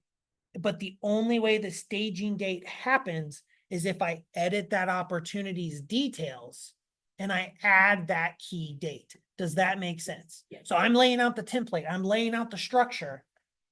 Now but I just have to make sure that I'm adding those dates into the opportunities. Does that make sense? Perfect. Very, very powerful tool. Ultimately, what I tell everyone, if you haven't taken the time to lay out what your perfect transaction looks like, think of your stages in your phase, like what stages you want in each phase. I highly recommend you do that.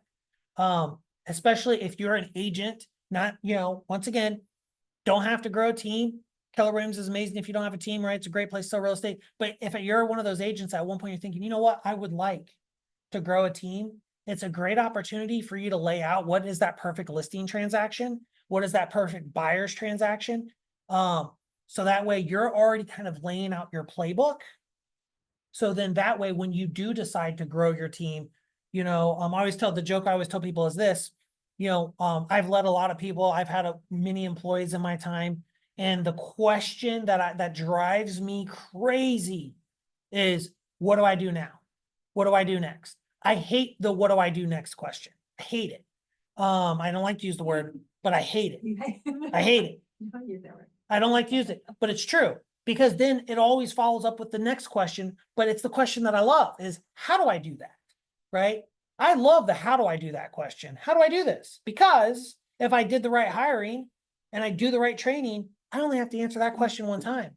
And then I never have to do it again, right? How do I do that? Let me show you how to do it. And now they have a playbook. So instead of them saying, well, what do I do next? I've laid out my perfect transaction. They're moving it through stages. And then all of a sudden it says, here are the 5 things you need to do because it's in this stage. And now they're saying, Josh, how do I do that? Great. Let's sit down. Let's go through it together. Let me teach you how to do that. And then next transaction, I don't have to do that again. I don't have to worry about it. And that's how we find leverage in our lives, right? The thing about leverage, we always have to slow down to teach it. But if we did the right hire, we only have to slow down once and then we get to speed back up and go faster. Does that make sense? That's it. That's all I got for you guys. If you have any other questions, I'm going to be hanging here today. So I think we're going to probably do lunch at one point. But yeah, I'll be here. And if you need anything, feel free to reach out. And thank you guys so much. And let's do a round of applause for the presenter. Great job, Josh. Hey, Josh, can I ask you this? Oh, hello, internet people. I completely forgot that you were on. If you ask questions, I apologize, but take care.